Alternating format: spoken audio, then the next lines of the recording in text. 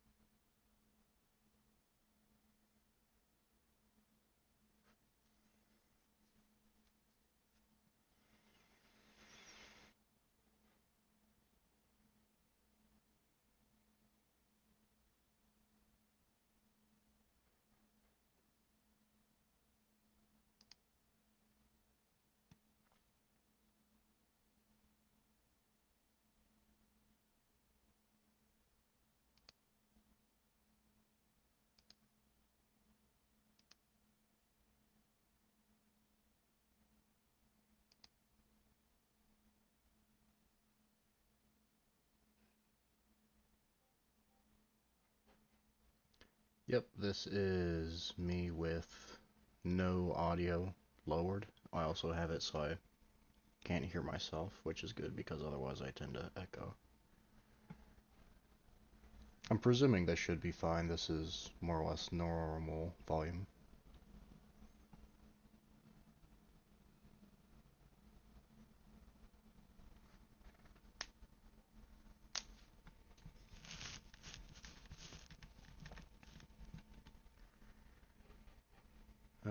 Let me see if I know how to do that. It shouldn't be difficult.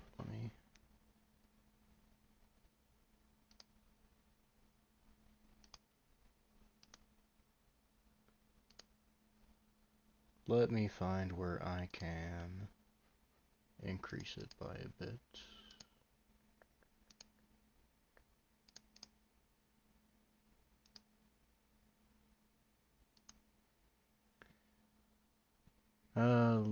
Do do do. By 6, you say? That's gonna be a decent amount. This is 4. What does 4 sound like? If needed, I can bump it back up to 6. I guess the other thing too is if there's any clicking that can be heard, which I don't think I'll be doing that much clicking, so it shouldn't be that much of a distraction.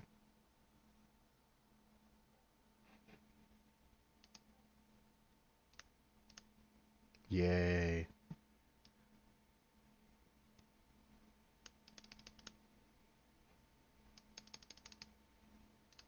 Alright, here's 6.5.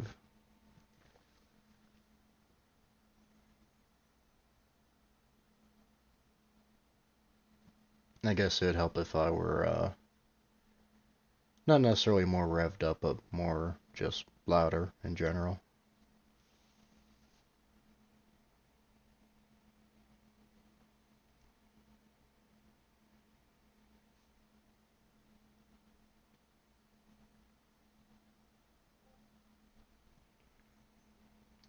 Let's do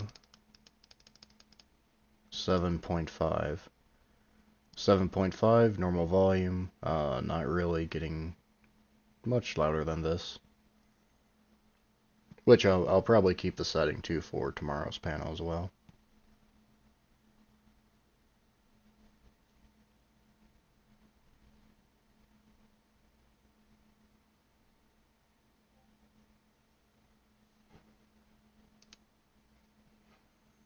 Ah, hitting red. Looking at it now, it's something where it keeps hitting orange, the very, very tip of green too, so... do, do, do. Let's try 9.5. Let's see how that works. So, speaking normally now, it is definitely in the orange range. Something where it seems like it keeps kind of... Yeah. Let's just say 12. How about 12? This is 12. I don't really know if that's...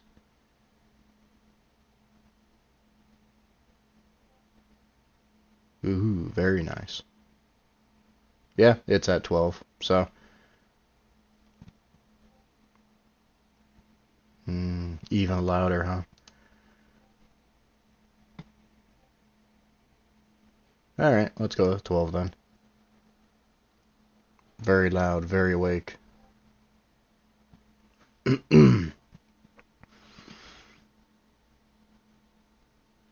This is me excited. I'll admit, it's been an interesting while, so I'm sure I'll be more animated as I get into things. I've been told I sound like Stardust, and I'm not exactly sure if that's a compliment yet.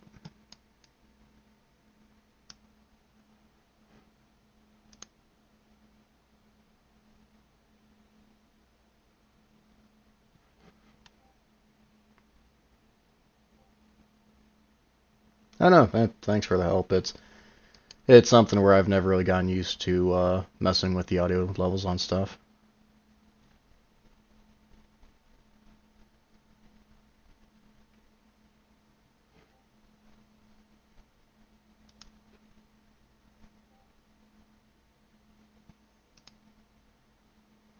I don't need luck. I got the power of autism on my side. Doesn't really help, actually, but, work with what I got.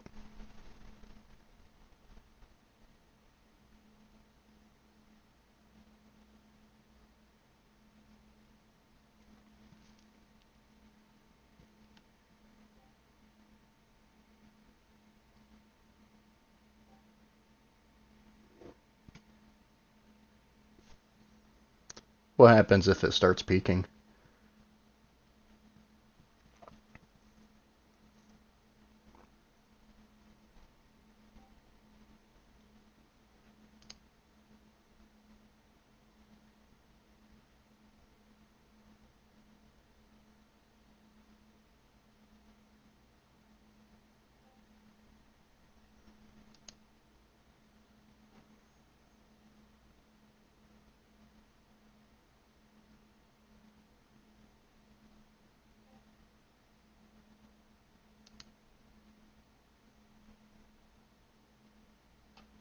Hmm, wiggy.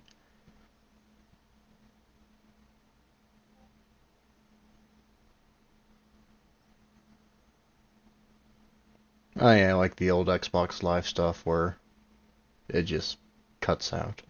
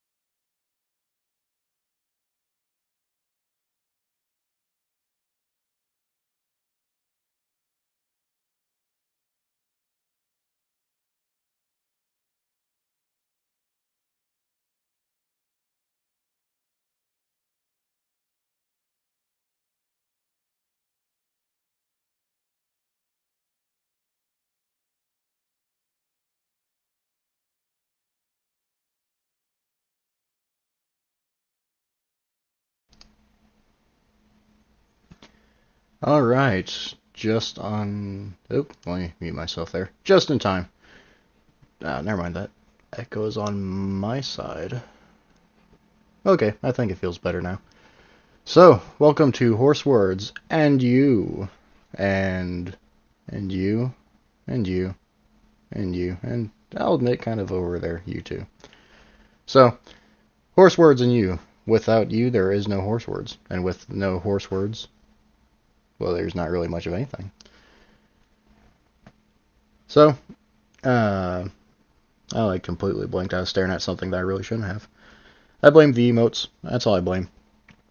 So, the place to be. What is the place to be? What is indeed a place? Well, it's a place you should be. Just like here. You should be here. Congrats. You're here. You made it. You did it. You can go home now. If you're unless you're already home, then you can, I don't know, close out or keep listening. Whichever. So, the entire point of this panel is it is a continuation from the Horsewords and you, especially you, Caster Man. I see you over there. The point of this is to continue outward as we go from a character, singular, the philosophy and psychology of a character, to characters, plural, of the relationships between characters and everything good and bad that goes with it. And then now we have setting. Now, the reason why I focus on this is because if you're going to focus on a story, rather, when I focus on a story, I focus on a character first. I don't think of a massive spanning cast that goes, 900 chapters like One Piece.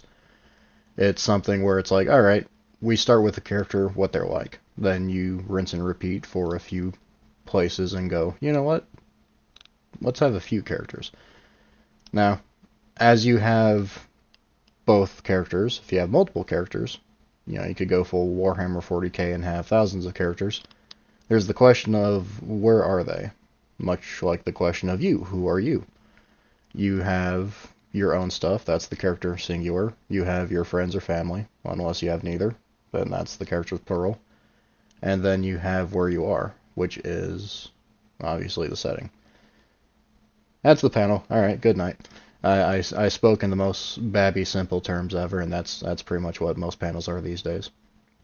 So, when it comes to a setting, what does a setting matter? And it's a fair question. It's a stupid question. It's a fair question. What does a setting matter? Because in most stories, depending on what the focus is, you're focusing more on the characters and what they're doing. The settings tend to be secondary because, you look at whatever goes on, it's like, oh, hey, we need to go do this over here. Okay, well, how far is it? Well, you got to travel through here and there and through here. It's Lord of the Rings is a good example. The only place that really truly matters is the volcano at Mordor. That's pretty much it. So, everything else, it's placement. Of course, I'm being extremely reductive because I don't want to talk about Lord of the Rings more than I already have. So, fair point. Next is something that I think I believe is more interesting is the idea of when does a setting matter. For the most part, a setting, to me at least when it comes to the stories that I do, the way I view things, the setting shouldn't matter too much. Just because when it comes to the idea of something interesting, I don't think of, ooh, they're in a cabin in the woods, they're in a old, just dusty, smoky bar.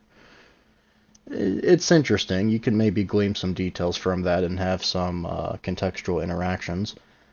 But if someone's just going to a store, it doesn't really matter. You don't really need to care about that sort of story or that sort of setting. You don't have to care about that sort of story either. People going to the fucking store. How entertaining could that truly be? So you have that. It's very contextual. A lot of these questions are going to be something where I don't have a complete answer because it depends on what exactly is going on. Which leads me to my next point of how do settings matter. And that's, again, it's an incredibly incredibly stupid question. It's like, hey, how does it matter that these people are in a graveyard full of zombies? You know, how does it matter that they traveled from point A to point B? Now, as simple as a question as that can be, it's something where you kind of really have to think about it, because it's one thing that I don't really care for when it comes to at least purely tech stories is like the idea of a set piece, where it's like, oh, here's this wiping massive vista, like in Final Fantasy X. It's like, oh, look, it's Xanarkand. It's all this fancy stuff. It's ruins from 1,000 years ago. Yeah, that's kind of cool, but I don't really see how it matters. And the following question of why it matters. Now, the idea of how versus why, it is a bit of a splitting hair, which I'll admit, yeah, it is. I would say so. I already did say so. I will continue to say so. But why a setting matters, I'll say this. If I were to go to my hometown, and if I were to see places that were important to me, that would be my why. Now, presuming you go somewhere, you go to my hometown, and you go to where I went, you don't really care about the setting then. You don't have that why. You can look into the how, and you can have an adventure right there of, oh yeah, I went to the airport and people with rubber gloves touched my bags and my luggage too, and they did all sorts of stuff. You can make a story out of that, but it's a good proof of concept that what exactly you experienced and what you write is more the journey, not the destination. It's a saying that I enjoy just because it's something where you don't have to think of all the details. You don't have to think of, ooh, well, what if you did go to the airport? Ooh, what did they have? Well, my character would be hungry. What would they have for lunch? It's like, well, that's neat and all. If you really want to focus on that, you could, but it wouldn't really matter. It's an airport. It's a transitory place, much like it is in real life. So, those are the main questions. Some of them I have answers for. Some of them are too stupid to have answers. And others are just, they're obvious. It's, as we move away from the most bare basic concepts, I feel like I have to be a little bit more of a simpleton just to kind of say, hey, this is the mindset to have.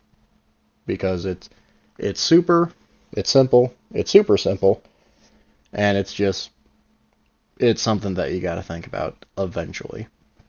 Now, we have the questions of why do, is, place, purpose, but we have to look at what does it accomplish. Like, if you want to look at it, let's say we have an adventure. Let's say that you're running a D&D campaign, which is still storytelling, technically, just for fun. Usually a lot more waterboarding and waterboarding accessories. So when it comes to a setting, there are a few things that I've noticed, stuff that I would insist is worth keeping track of, just if you really, really need to. Again, you probably haven't read many of my stories, if any, but with a lot of them, I tend to not really focus on the setting that much. I'll admit it's a bit of a weak point for myself, just because it doesn't really matter who you are as long as you're with people you like, right? Or people you don't like.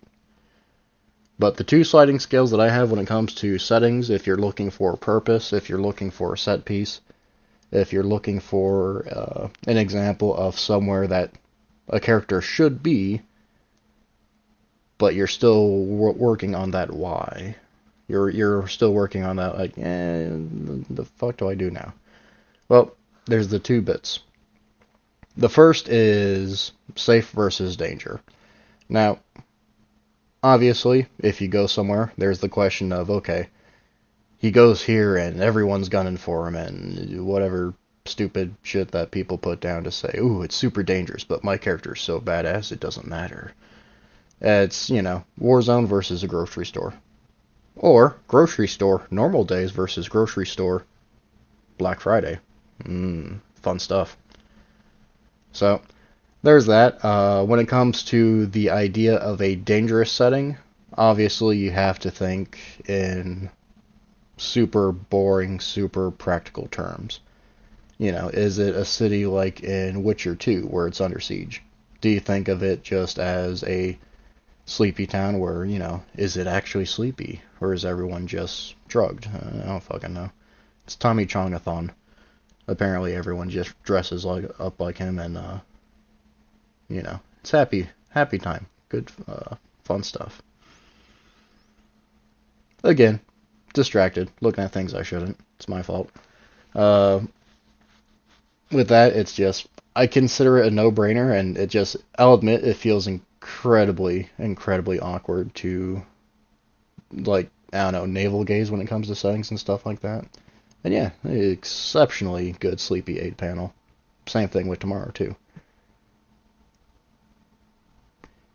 Yeah, and you got a good point, too, with Witcher 2. That's, for some reason, it stuck with me. I shouldn't be reading comments, but here we go.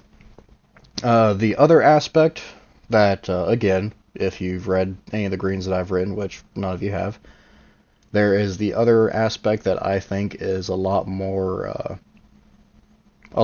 gripping, is the idea of comfort versus fear.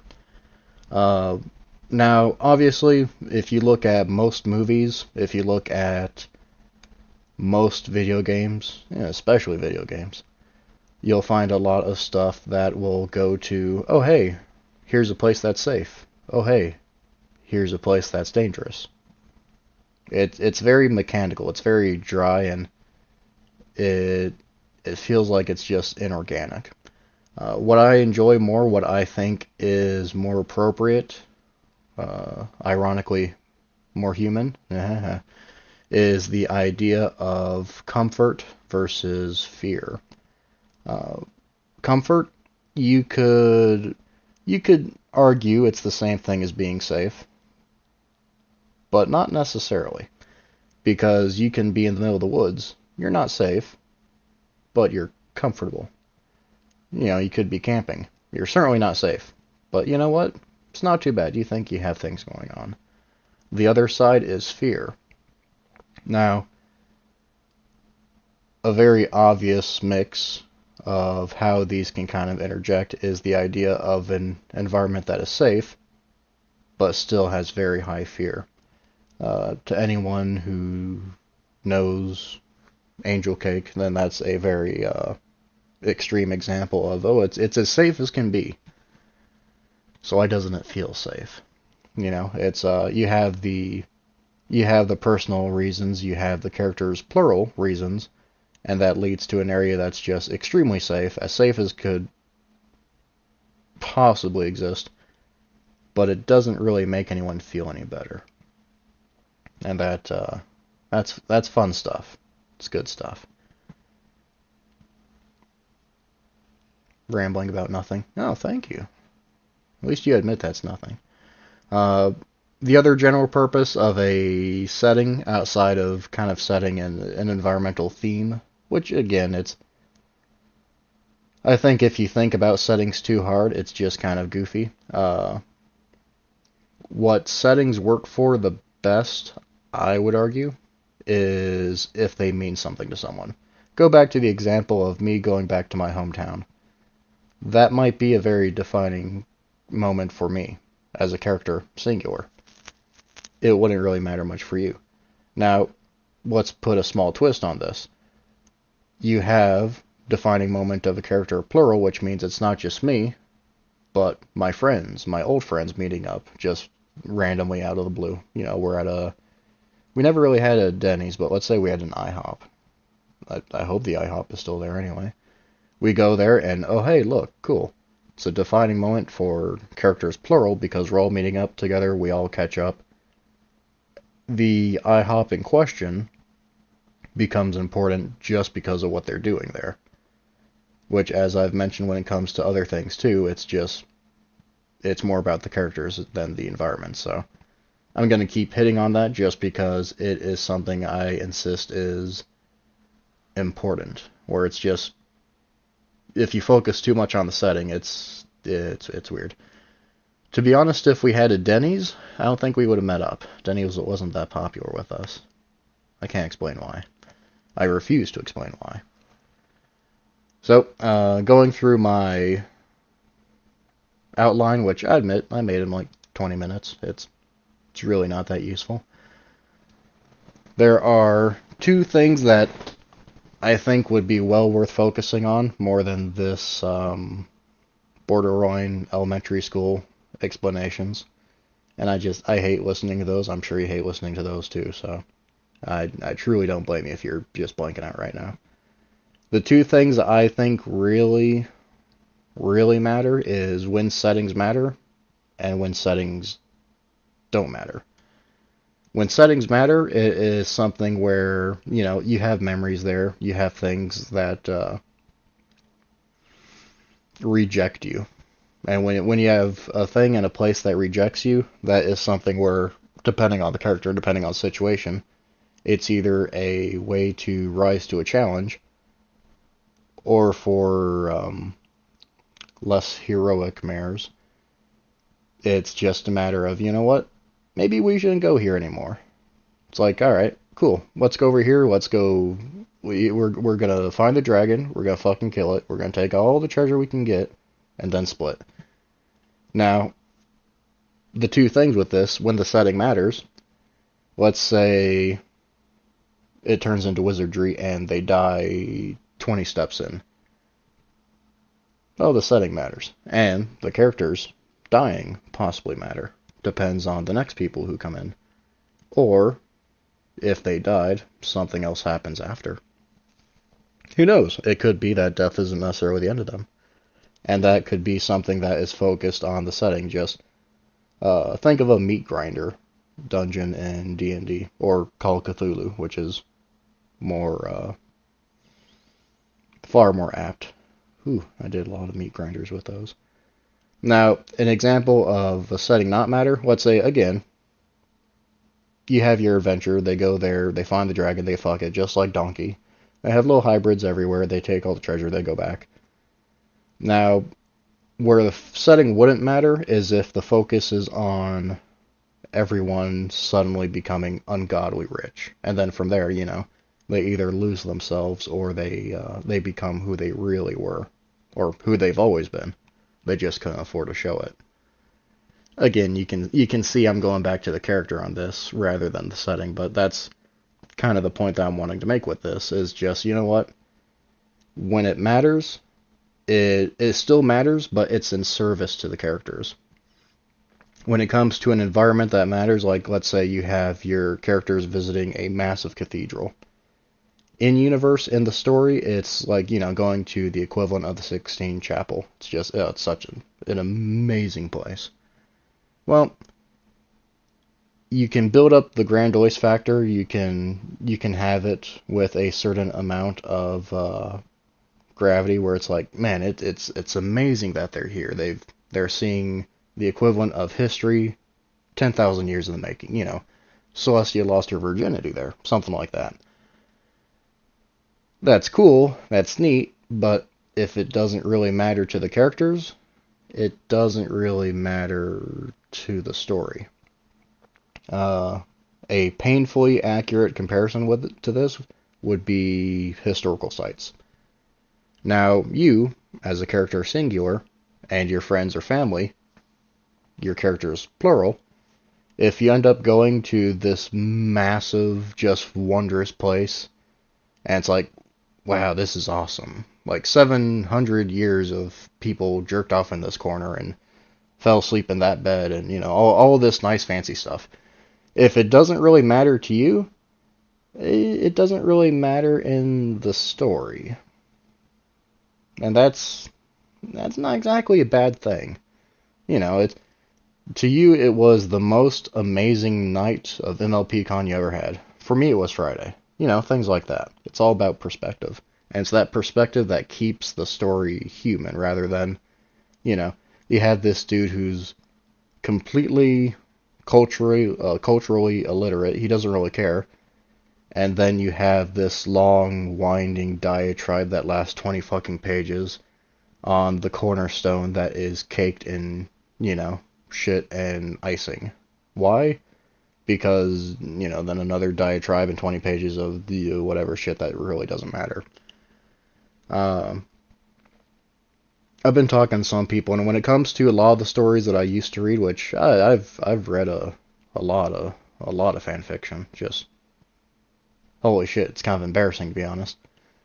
But when you see all this stuff, and I'm sure it's happening in modern stories as well, when you see this where the entire writing pivots to like a sudden history lesson and the massive importance of just, well, yeah, it could be a fetish story. Who knows? Uh, it's something where when you have all of this, you have this massive winding side story out of nowhere, all about the environment and the setting. It just, dude, it doesn't fucking matter. That's just, it doesn't. And it's something where it sounds very ignorant to say because I'm sure some people insist that their settings and that their ambient storytelling through minor details and stuff is like, oh, it's the best thing ever. It's like, no, not really. Uh, and you look at normal people for that. That's the proof of it. Most people don't care about 50 years ago. Most people don't care about 100 years ago. That carries on to the environments too. And that's something where even if you enjoy the setting, you have to be able to understand that the characters might not. So, that's something worth paying attention to. If you've ever gone on a road trip as well, just exact same thing. It's, you drive thousands of miles. You've seen so many things. Hundreds of thousands of people are doing this and that and the other and whatever, and to you it doesn't matter. You're just driving through. That's when the setting doesn't matter. And that's not a bad thing either. It's not a failure. Just as overly focusing on something isn't necessarily failure.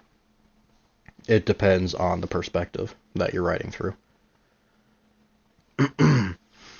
Now this next part, again, my outline is incredibly bare basic. The part that I kind of like is it's a question of would you rather have a story before a setting or a setting before a story? Again, sounds completely retarded, and it is. I've said it at least 5 times. I'll say it at least 5 more. I don't really care for losing the mysticism of writing by overanalyzing things.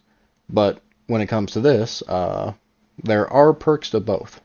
Good example is story before setting, like most of everything from Anonymous and Equestria. It's always the fish out of water. It's always the focus on things are happening. Where is he? What's going on? Who knows? Who can say?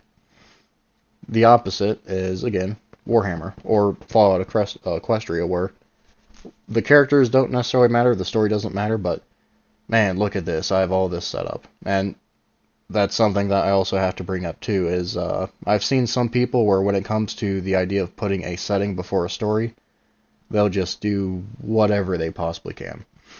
They'll focus on, alright, here's the history, 500 years of tech, 500 years of political intrigue. They're trying to make Game of Thrones, but sci-fi and mares. That's neat and all, but at the end of it, there's still not really a story. You just turned into a human Dwarf Fortress generator. Some people like that. Some people are really good at that. I understand that. I get it, but it doesn't make for a really good story.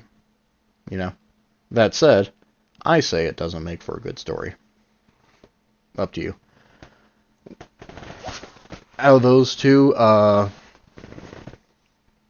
trying to think of the best way to put it into words. It's not necessarily what works best for you, but it does depend on the characters that are involved. A good example of story before setting is if you have just country bumpkins, they've never been to a city. Or you have country bumpkins who have a very explicit. It's actually, I guess you could hear it too. It's not a. It's not that. Actually, it is a. It is comfy. It's just not a sofa. It's good stuff though. Squeak, squeak. When you have a bunch of country bumpkins and they're going to a big city, what does that mean? It means that they're there with a mission. You know, if you've ever had to drive into a city to go to a DMV, you don't suddenly start going everywhere and going, ooh, look, a tailor. Let's go visit the fucking tailor. It's like, that doesn't really matter. Let's go check out this cafeteria or whatever. It's like, no, let's just, we're here for a purpose. We're going to the DMV. Congrats. That's the story before the setting. Now, the setting before the story, for that exact same thing, it would be the exact same story, but it would turn into that live-action He-Man movie. Or no, the second Beastmaster movie, where suddenly it's like, hey, we had a plot, and it goes completely off the rails because, ooh, let's go look at clothing, let's look at the culture, let's have a social studies lesson in the middle of our DMV adventure. I could go with a lot more grandiose, fantastical examples, but it's important to have something incredibly simple and stupid just so it's easier to translate. I mean, at the end of the day, it is what it is. I mean, you're not writing Shakespeare. If you are, you're weird. It's incredibly weird. Next focus that I have, again, it's with this, it's difficult to put into words because when it comes to settings, I work outward. I'm very much the story before the setting, and very much settings don't matter for the most part. The few settings that do, that are repeated, those are extremely, extremely important. But there's very few of them. So, actually, I'm gonna take this chance to take a break now.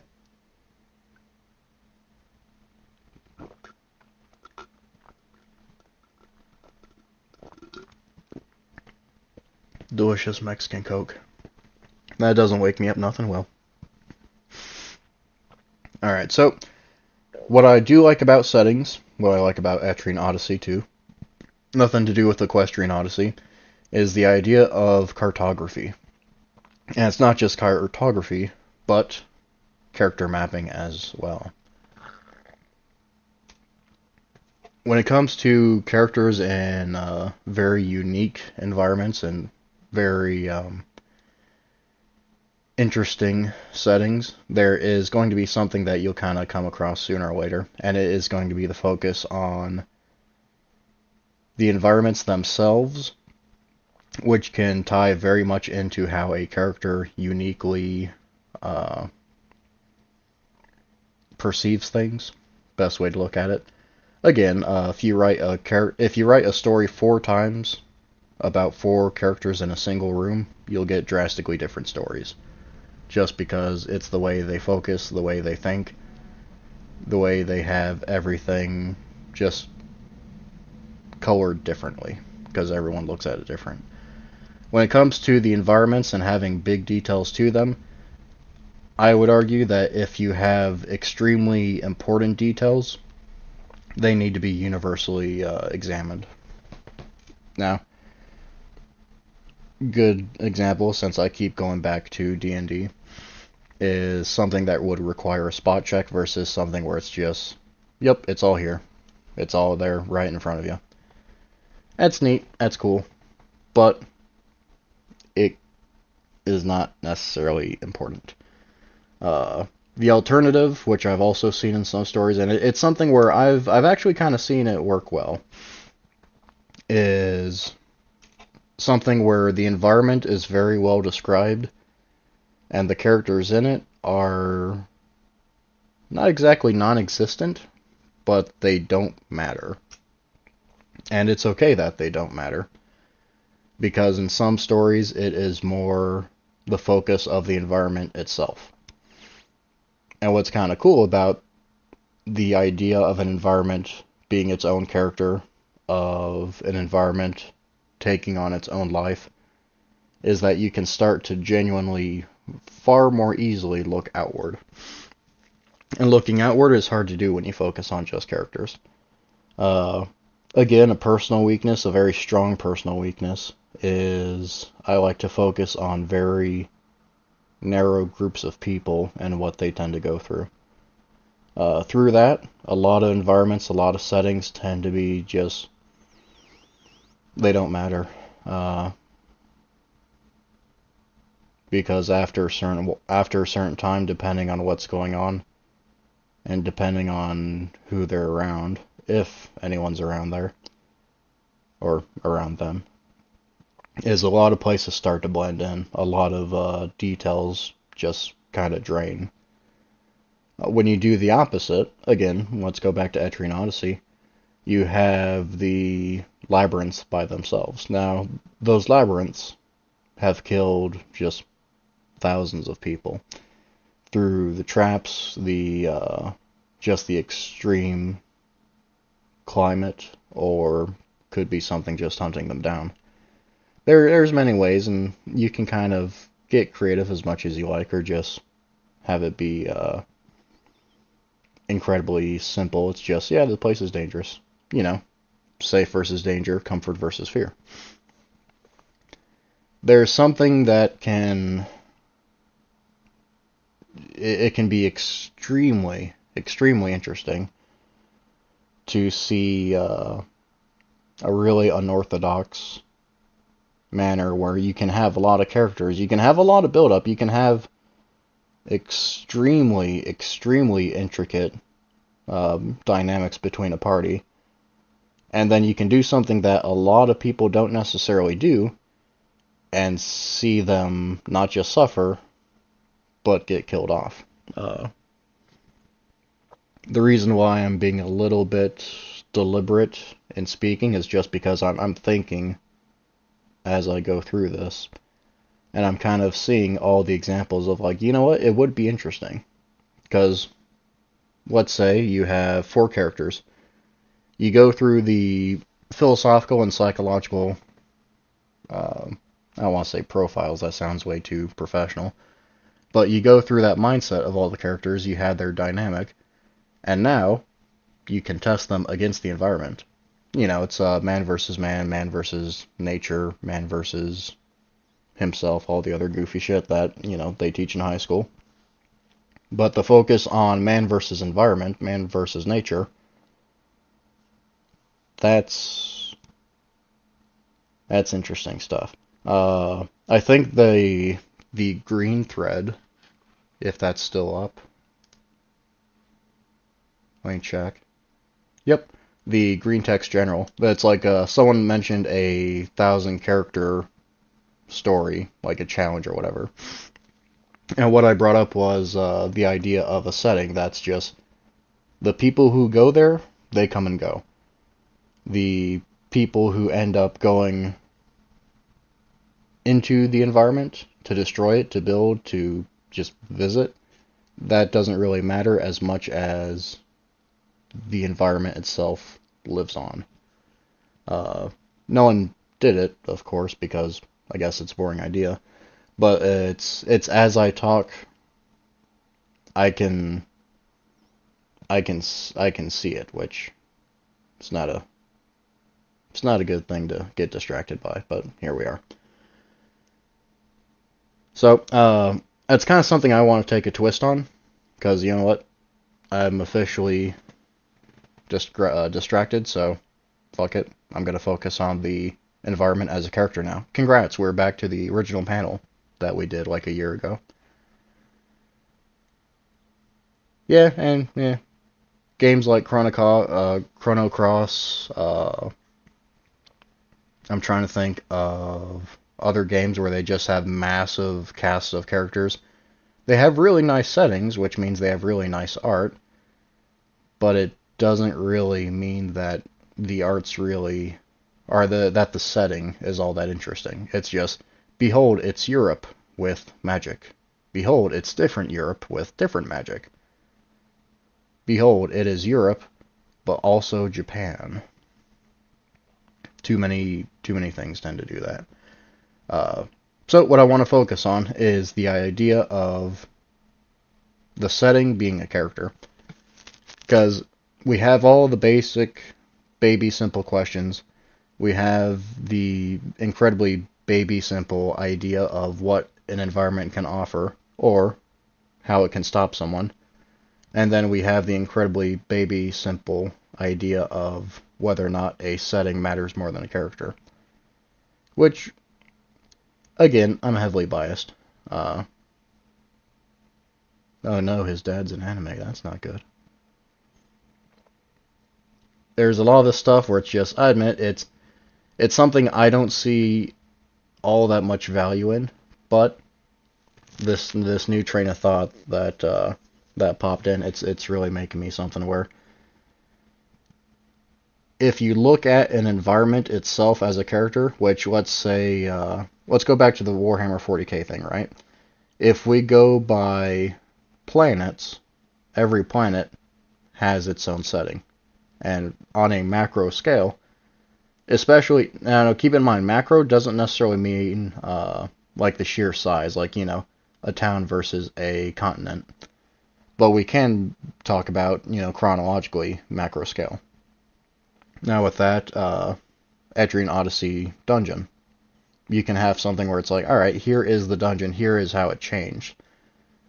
While I wouldn't necessarily recommend that you have a story that's, again, it's very local, it's very character driven, you're likely not going to see an environment grow with the characters. Unless it's something intergenerational, and then at that point, I think you could absolutely do something like that. And if you were, I think that'd be interesting. The biggest thing that I'm thinking of is, say you have a generation of characters, and the setting that they have, it's just a piece of dirt. They're camping out. One generation in, you have a house. 2 generations in, you have a bit of a castle. 3 generations in, you have an entire citadel. Things like that, I think, are very well worth it. I think it's very underutilized, because when you think of characters and how they act, very few people tend to think of, like, hey, what would they do if they gained land? What would they do if they decided, you know what, fuck it, let's set down roots? Or, fuck it, we can't run, we need to fortify ourselves. And then that just naturally grows out from there. That's something that I would like to see more of, not just from myself and my own stories, and whenever I get back to writing, but when it comes to other stories too. It's like, it'd be interesting to see, rather than people going, oh, hey, look, I know this place, I can think of this place because it has a name, I recognize that name. Like, alright, yeah, that's neat.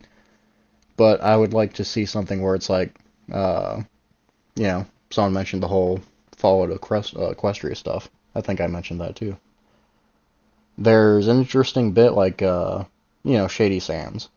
We all know the first Fallout, and then we know the second one, maybe. And to anyone who paid attention to the Netflix TV show, we see the rise and the absolute fall of this environment. When it comes to environment setting destruction, it's very easy to go to. When it comes to a lot of high-stakes stories, you'll always have, the main character's hometown getting destroyed. You'll have entire continents get swallowed up. You'll have entire planets meshed into each other. And you won't really have anything worthwhile. It's like, oh no, he destroyed X town and the city. We gotta save the city. It's like, alright, that works as a plot point, but at that point, the setting is just a plot point. And it's very cheap. It kind of goes to show in a lot of situations that it's completely worthless. Most settings are seen as completely vestigial, or they exist purely as a means of transportation for the characters involved. That's partially what made me want to think of this panel specifically, is because the very few settings that I like to default to, again, more depth than a shallow puddle that's very wide, is it's that not a lot of people seem to focus on the deeper side of a setting.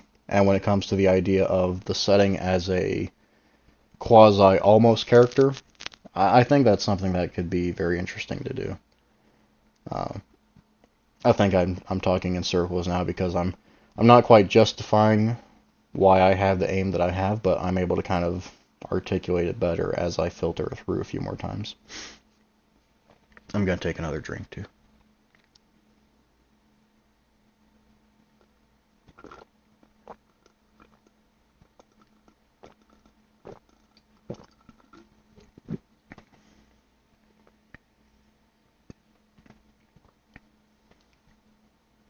Oh yeah, it's not a lapel mic, it's attached to the side of my face. I can't touch it.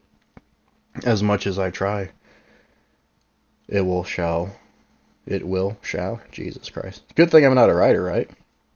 Or that I don't proofread. But no, it's I had a thought and I completely fucking lost it. And keep in mind, I'm sober too. You don't wanna see me rant about nothing when I'm drunk. Any questions so far? Uh, I know everything that I've focused on is just, I'm sure, stuff that everyone knows, but it's the execution that I bring up that I don't think many people have genuinely thought about. Or if they have thought about it, I haven't seen many stories where they've appropriately realized the potential a setting can have, outside of immediately giving it some sort of doomsday weapon. And just saying, aha, behold, this place is important because it can kill everyone. It's like, yeah, it is important, I guess, but it kind of, it sucked anyway. Yeah, it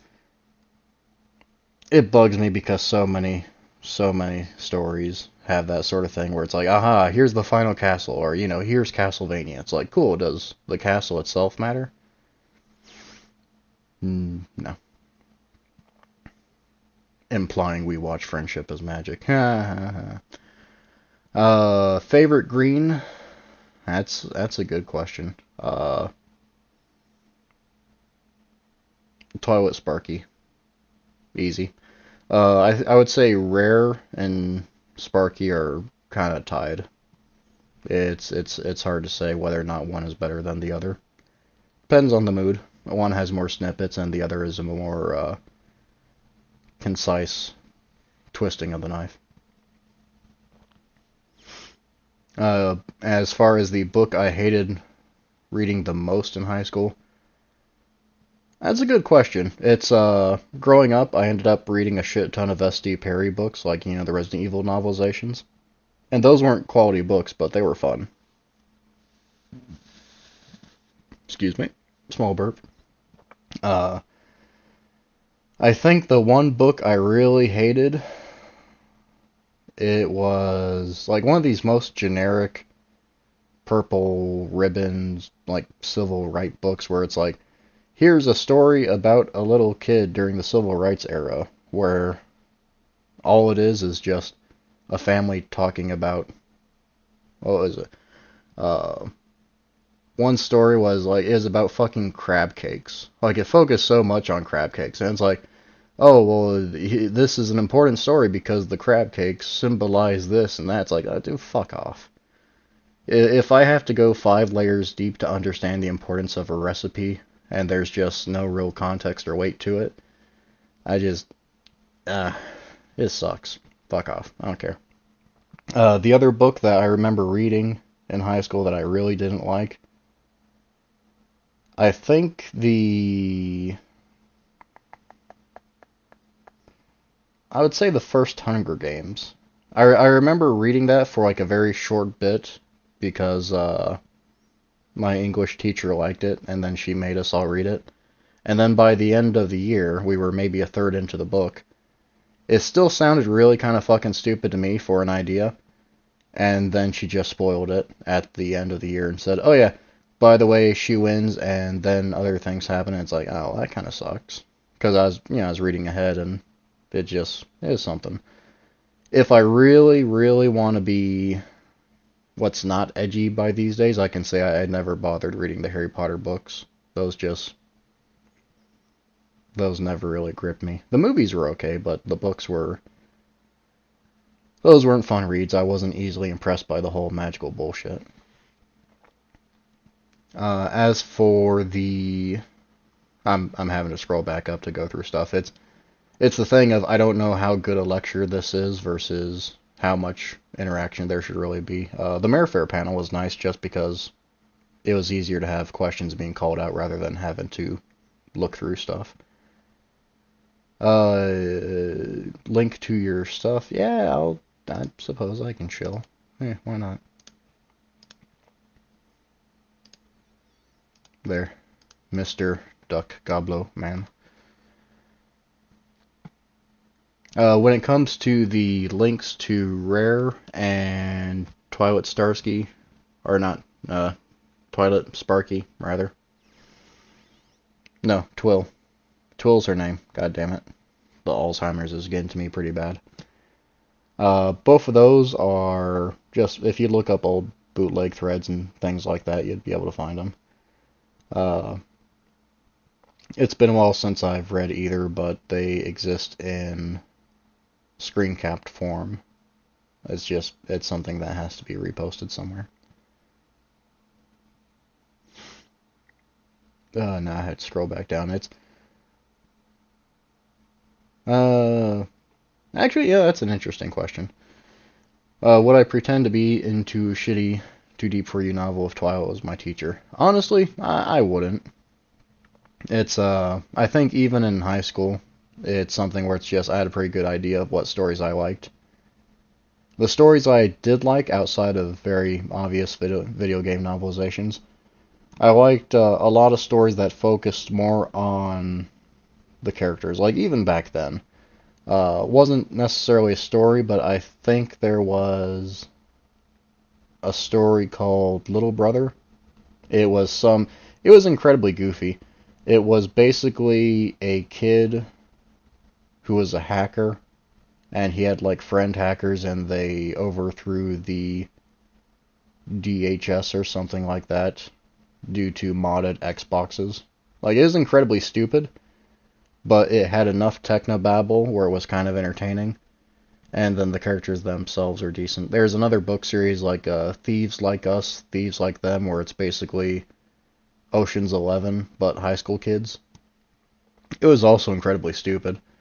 Just the shit that they would have later on, but the beginning characterization that they had for characters, and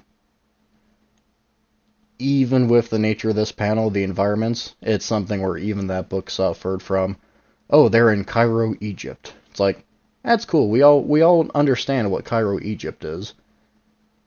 How many of us fucking care? You know, honestly. It's like, well, I've been to Cairo, and I've been to Beijing, I've been to the Great Wall of China. It's like, you know what? As the perfect microcosm, you can say you've done all of this massive stuff and traveled here and there, but to someone who doesn't really care, it doesn't matter. And that's, you can call it uncultured. You can call it, just coping and seething of, oh, you didn't get to see the pyramids. It's like, you know what?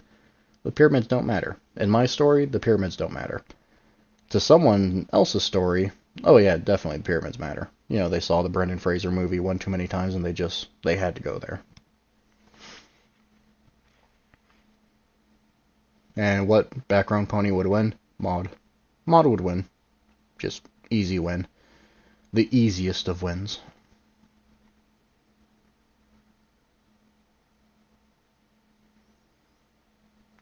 You know, Dr. Tough Love, are you Slim Shady from Airfare? I gotta ask. uh, I just had to ask. What green disappointed you to the most and shattered your expectations? I don't know. I've been incredibly guilty. I don't read a ton of greens. The few that I do, I stick to pretty hard. Even a lot of the bootleg greens from the other writers, a lot of them I focus on extremely hard, and then I get distracted, and I very rarely go back to them. Uh, I guess a green that really disappointed me the most, it was, I think, a Yandir green, which everyone will say Yandere or whatever. I'm not that big a fucking weep, so I don't really care. Uh,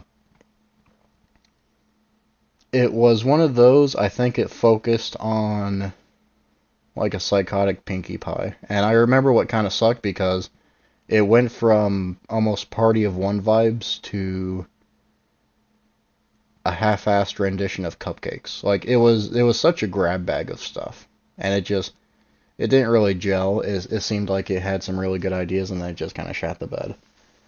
Uh, Going back to bootleg, just because that's the home territory.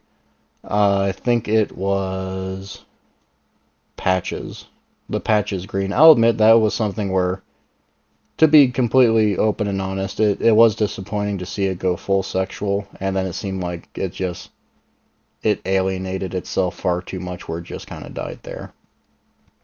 And that's its own topic entirely when it comes to the idea of turning a story sexual, because there's a lot of caveats to that.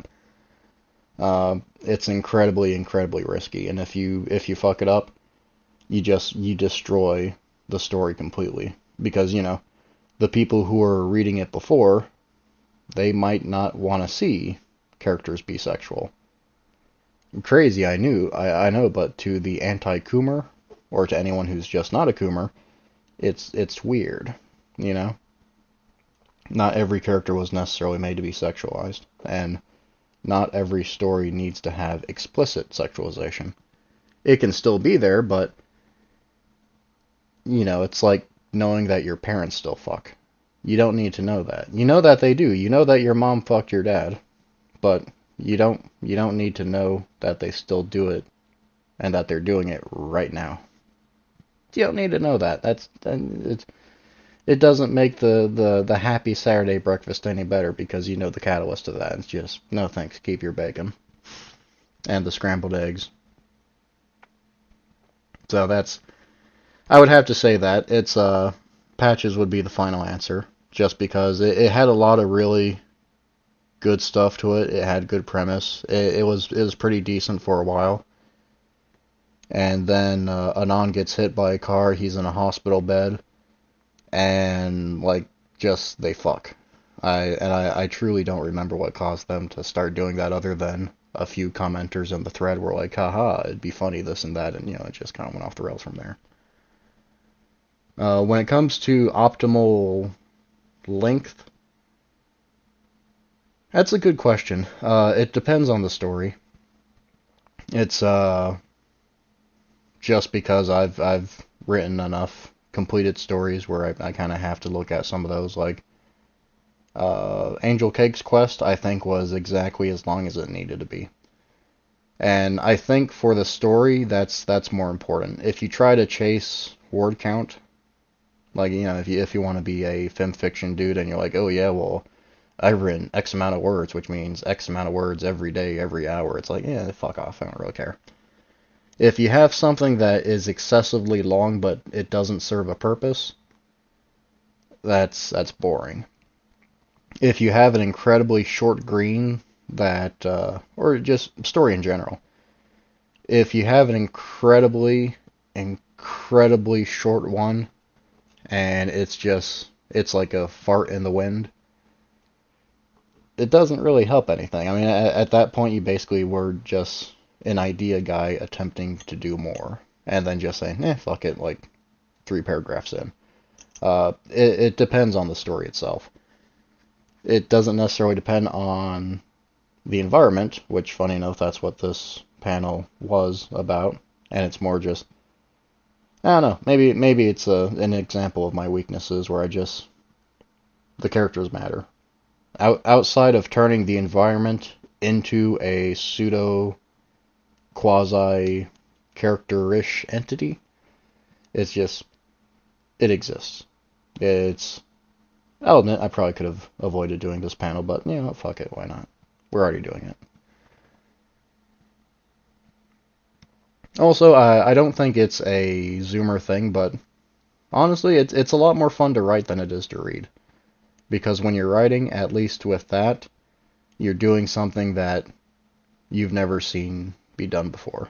Uh, you can call that egotistical, but when you're seeing a story from only the eyes of someone who's going through it, and even you don't know what's necessarily going on, that's good shit right there.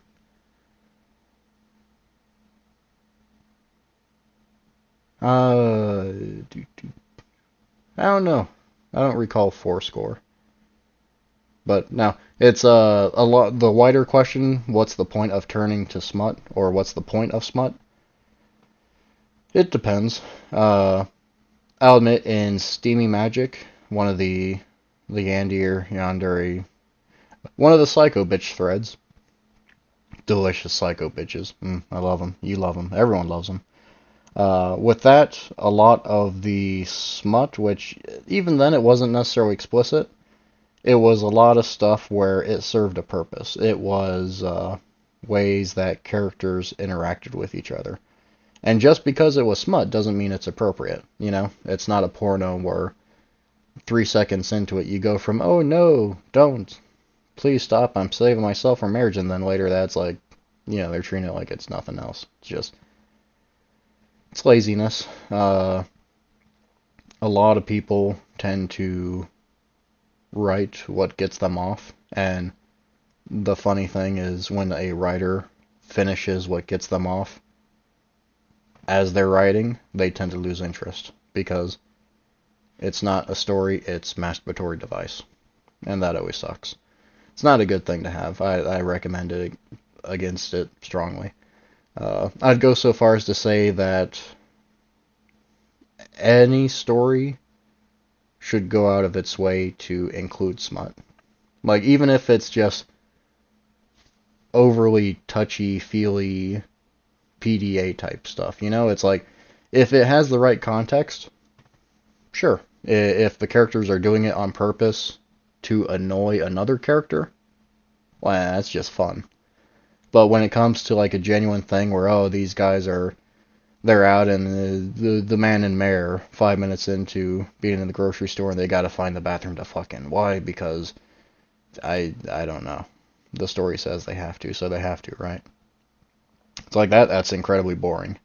And more so when it comes to smut, which I'll admit I haven't been writing a lot of the green stuff, but I've been writing a lot of just random shit that it isn't worth showing off. A good chunk of it's smutty because it's like drawing porn. It's technically drawing anatomy and getting better at it. With some of that, it's just some of it I've tried to focus more on environments, as again exercises, right, to be a bit more well-rounded. And it's random shit. When it comes to the smut, I don't know. That's why being an artist, being a guy who draws, it's so much easier to do porn because people can instantly go to it and go, oh hey, look, that's awesome. Look, horse pussy. Yeah, click. I like that shit. Versus writing it out. And when it's something where if it's written explicitly to try to get people off, it's incredibly poorly written. It's super super fucking basic. And it's not good. Often enough, it's not good. But I'll say this. Sexo with the mare as the ultimate conclusion.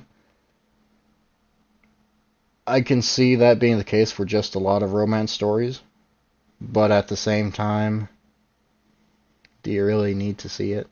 I mean, is that truly the epitome of a relationship? And I say that just in general too, but you know, uh, I don't know. I'm not squeamish about that sort of stuff. It's just it's distasteful so often.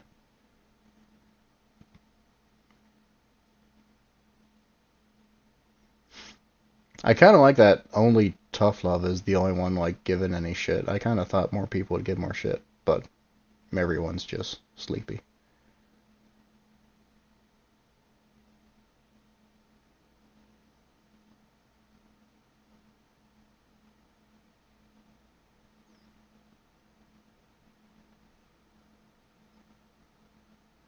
Oh yeah.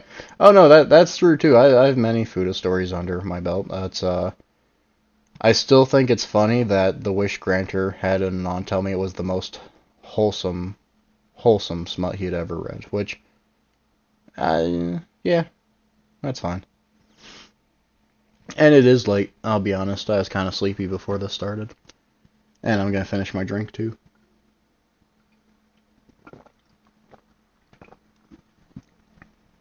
Delicious. So,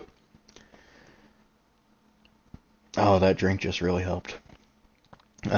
So when it comes to setting, I suppose the main focus, the thing that I would almost challenge anyone to is when it comes to an environment, to have it be important enough to influence the characters, but to not usurp the characters.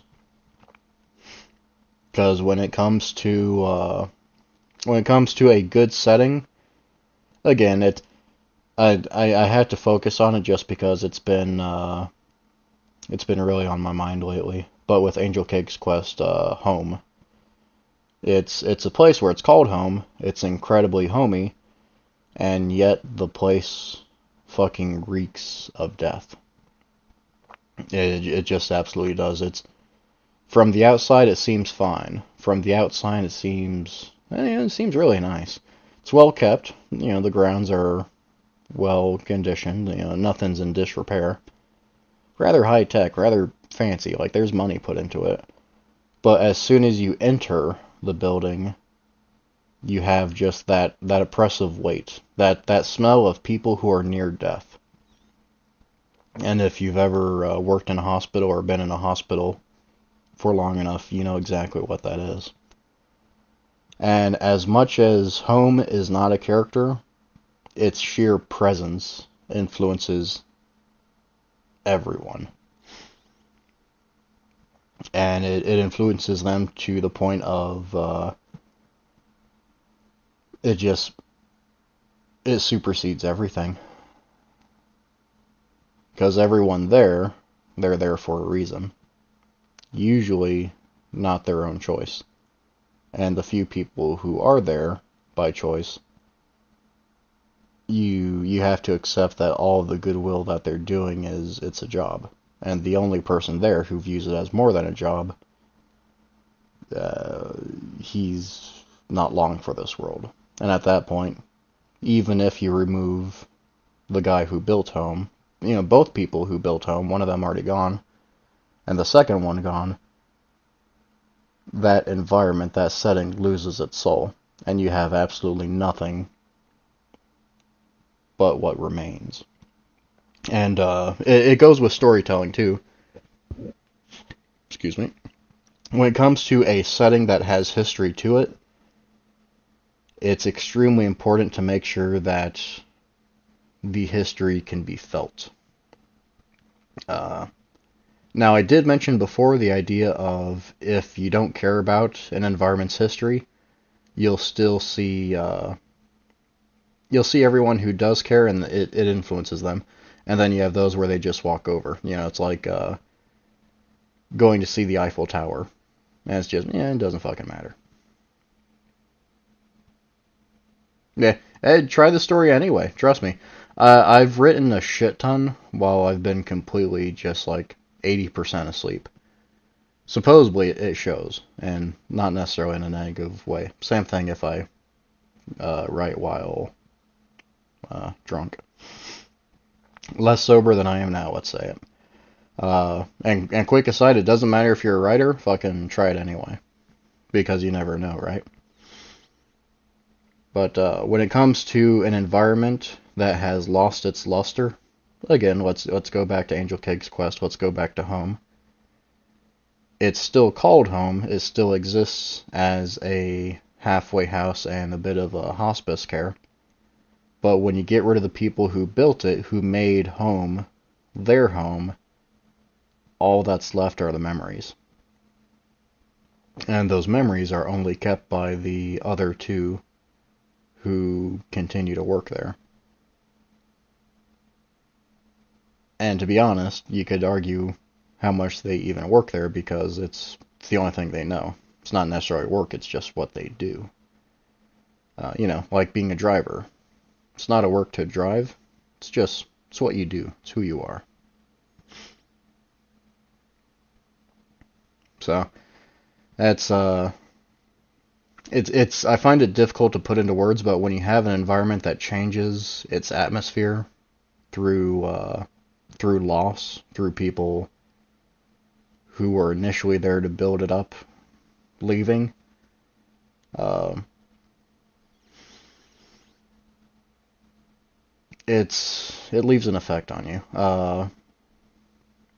It's funny because I can write it out better, but when I try to bring it up specifically, that's the awkward bit. Which, to be fair, the panels are an exercise against myself as much as ways to help, I guess, bring new ideas to those who haven't really cared to think about it too terribly hard.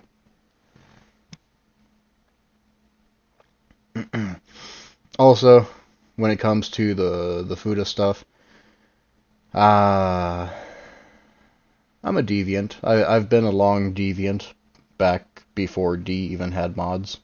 I'd say you gotta go full package. But even flare mares are made to become mothers, and that's why just you gotta. It's the only way to do it. So there you go. And sadly, there is no flare mare stuff for Starsky. Just doesn't work.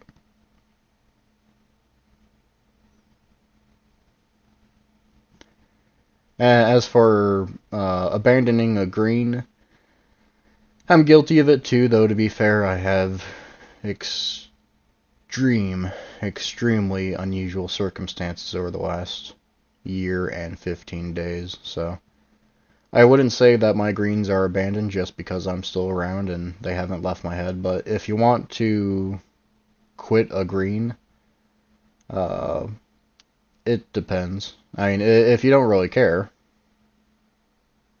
just, you just stop the green and go from there. Uh, when it comes to ending a green or a story in general prematurely, I don't know. You can tell when something's rushed. Like if you see a movie with a really lame ending where everything just wraps up out of nowhere. It's not great stuff.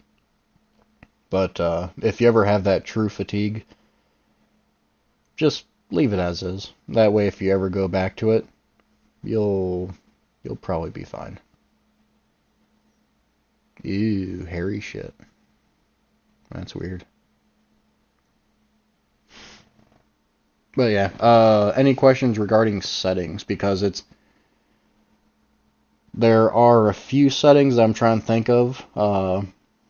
Naturally, I tend to think more of movies.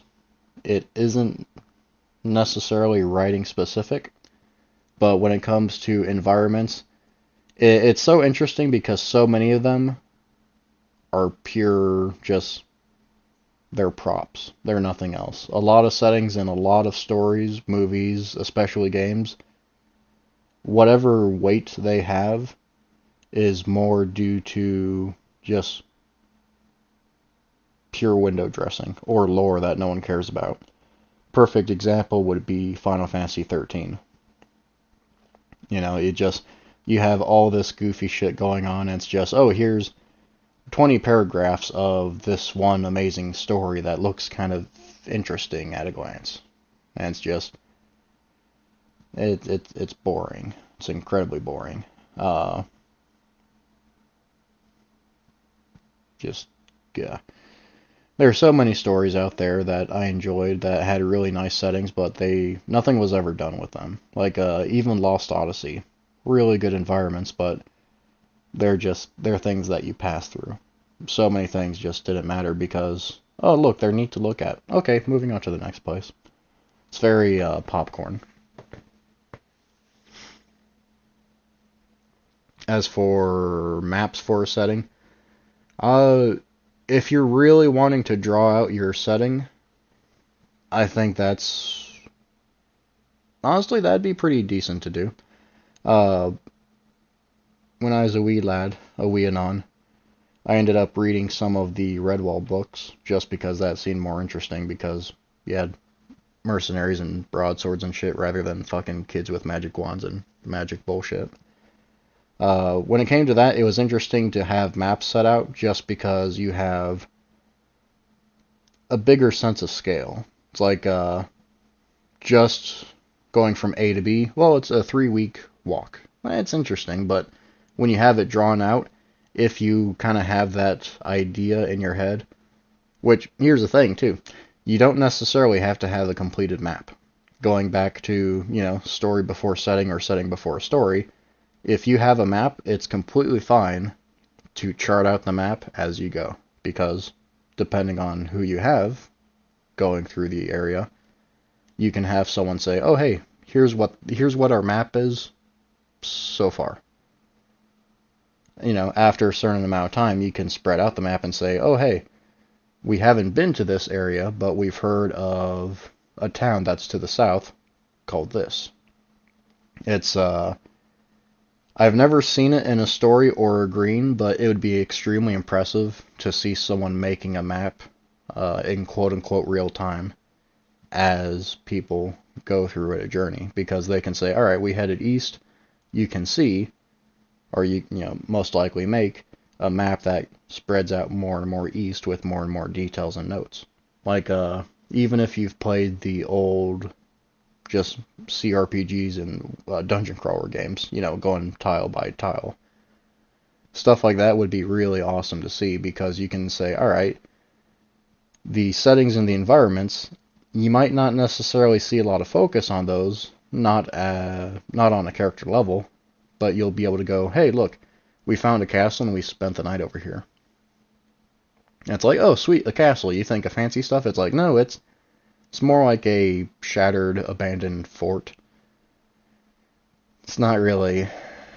I mean, it's better than sleeping in the fucking trees, but, it's a nice landmark. That's about it. If you found other people sleeping there, you probably wouldn't want to talk to them, because there's a lot of dark corners you can't see. And then you kind of get into a more encounter-focused mindset of like, ooh, fancy set piece. So...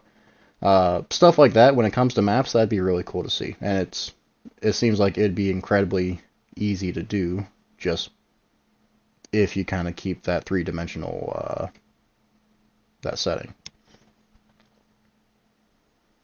Oh yeah, and it's another example of mares and settings. But that's also something where the characters and the mares matter more than the setting itself, because it is the adventures they're going on, and not necessarily the setting that is just simply housing them. So, it's stuff like that that I enjoy. It's stuff like that where now to cancel out exactly what I said, if you do have the exact same setting, and then you have the exact same mares visiting throughout their lives, you can end up changing the setting too. And that's kind of cool too, because you look at that and you can see how, say the two mares visit convention for the first time. They have a lot of fun, they have a lot of memories.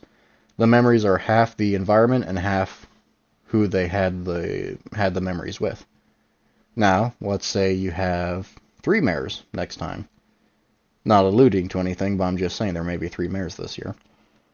You have them show up, and it is still the same place, and it's less the new fancy memories and more like, aha, being here, it's comfortable. It's like going to GameStop. It's like, it's a fancy place. It's a fun place. You're going to have fun there. And then next year, there's only 1 mare. The year after the second one, where everything seemed nice and you just have the 1 left. That you can have both storytelling in the 1 character that remains and still going there, versus the environment itself, or how did it change within the next 3 years? What has remained? Or what has changed.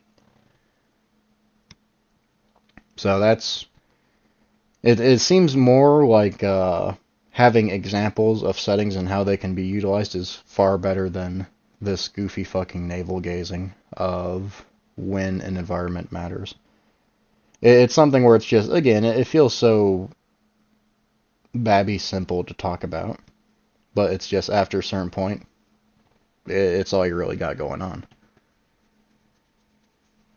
Thankfully, if you focus on characters, any setting can work. So, and I'll admit, yeah, I could have done this panel a whole lot shorter. I think I went with 2.5 hours just because the previous one, I had so much more to talk about on it. It was that much more engaging because when you have multiple characters and the ways they can interact with each other, it's extremely satisfying to go and see just from the very lowest to the very highest. And when it comes to settings, it's all contextual. Because when I bring up a character individual, at Mare Fair, that's when you had people bringing up Goku. It's like, what's his arc? What's his deal?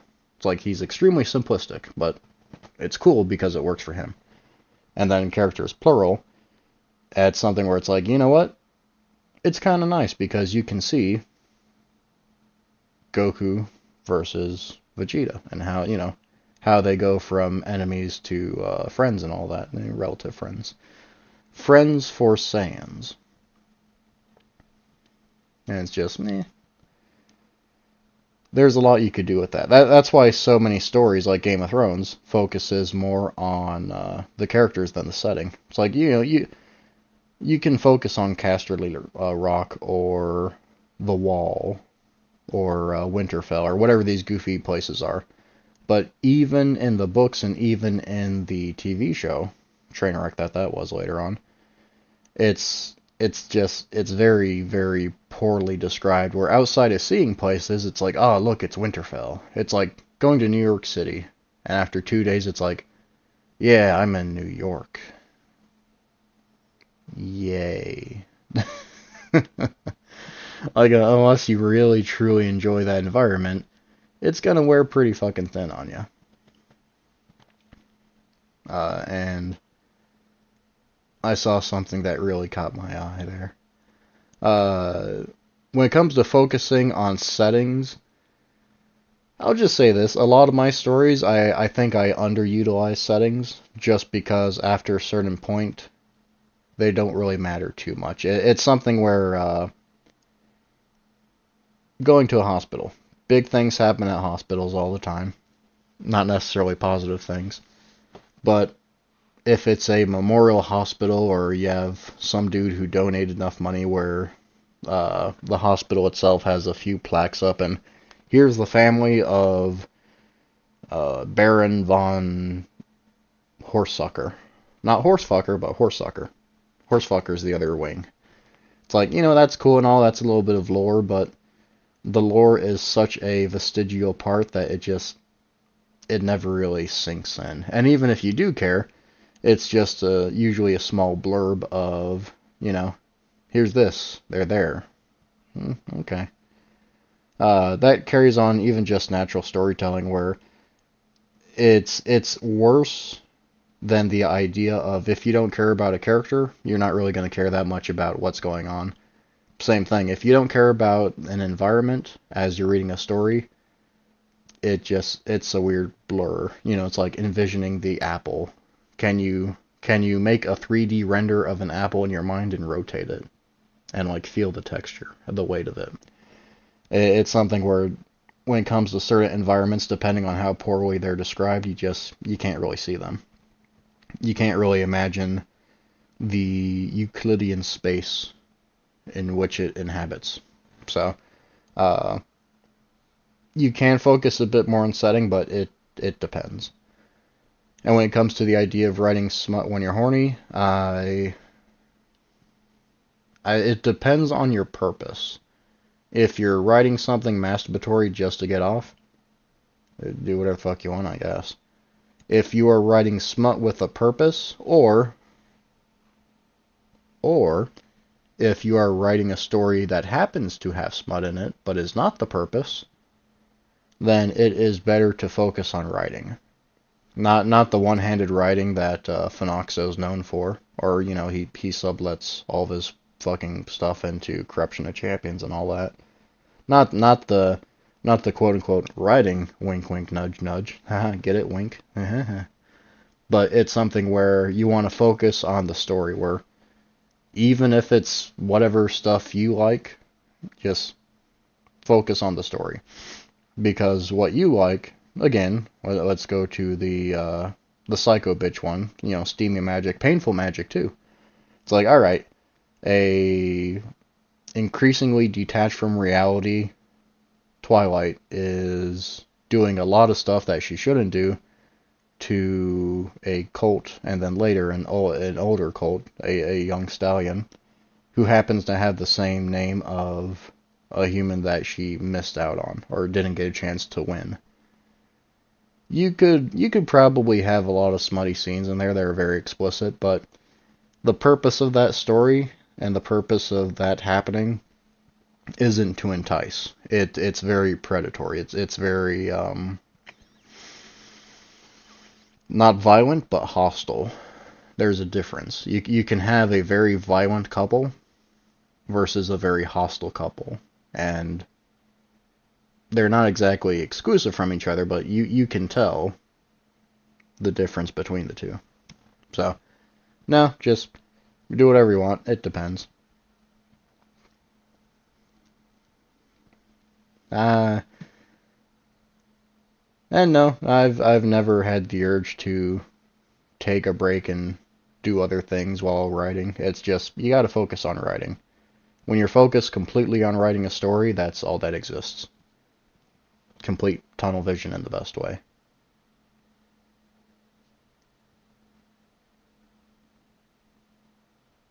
Yeah, well, here's the fun thing too. A hospital that is just called the hospital, that's completely correct. You can absolutely do that. Uh, Good example is, where are you going? I'm going to school. Versus, hey, where are you going? I'm dropping my kid off at Stanford Elementary. Versus, Stanford University. The character, depending on how they view environments and depending on how familiar they are with places, they may just say, "Hey, where are you going?" The hospital. "Hey, where were you for like 3 days?" "I was at the hospital." And for most characters, they'll usually be okay with that. It's like, "Hey, what hospital did you go to?" It's like, I don't know. They took me to the one that's like 20 minutes west of here. Realistically, a lot of people will go, "Oh yeah, I think I know what that is." They're not gonna grill you and say, "Oh yeah, well, what if you went to the other hospital?" It's like it doesn't matter. It's the importance of the place itself being a hospital that people tend to latch on to. And depending on the maturity or the acuity of a character, they may only understand it as the hospital, which can be interesting if they're having to deal with another character who doesn't know what hospital they're referring to. Again, it's which hospital are we going to? I don't know. My friend's at the hospital. We need to go there. Well, I don't know which one it is. It's the one that's west. It's like, okay, I think I know where that is. And then from there, the story progresses. When it comes to keeping things vague, it's completely fine. It's completely realistic even, because if you go say, "Hey, I'm going to the gas station," you don't hear people say, "Yeah, well, which one?" The few times they do, it's because they have a contextual question, like, "Well, don't go over here, go to this one near the Costco, because I have a card and you'll get bonus points," or whatever. It's like, when it matters, people will naturally bring stuff up, so as you're focusing on environments and storytelling, you only really need to go as deep as is practical. Uh, so it may be where, you have someone who's like, "Oh, don't you know where we are? We're the Quidditch arena in Western Hogwarts and right next to the glory hole." And it's like, it doesn't fucking matter. "Where are you?" I'm at the football field." Well, Hogwarts doesn't have football. Dude, it's a fucking football field. What do you want from me? It's over here. Okay, fine, fuck off. We're on our way. Things like that. And another interesting thing that I also have not seen many stories do this, just because I haven't seen many people take different characterizations to the logical extreme. But when it comes to different characters having different terminology and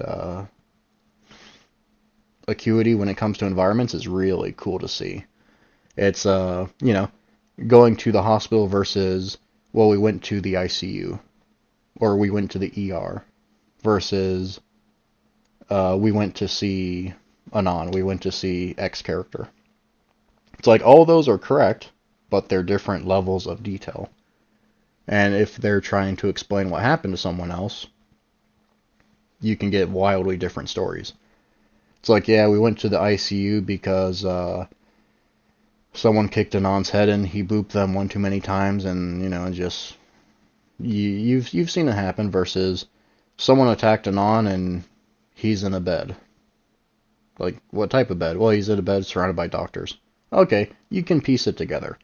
Uh, it's not necessarily like some sort of way of being obtuse or some way of building a mystery. It's just, it depends on the perspective of who's talking about it. So that's, I really like that aspect of, the hospital that's just called the hospital, because it really just could be the hospital. There's nothing wrong with that. It's good stuff. It's weird stuff. It's true stuff. Yeah. And sometimes, yeah, the hospital, everything weird and horrific happens there. But it's a place where people technically get better too. Ups and downs, right? Ups and downs. Uh,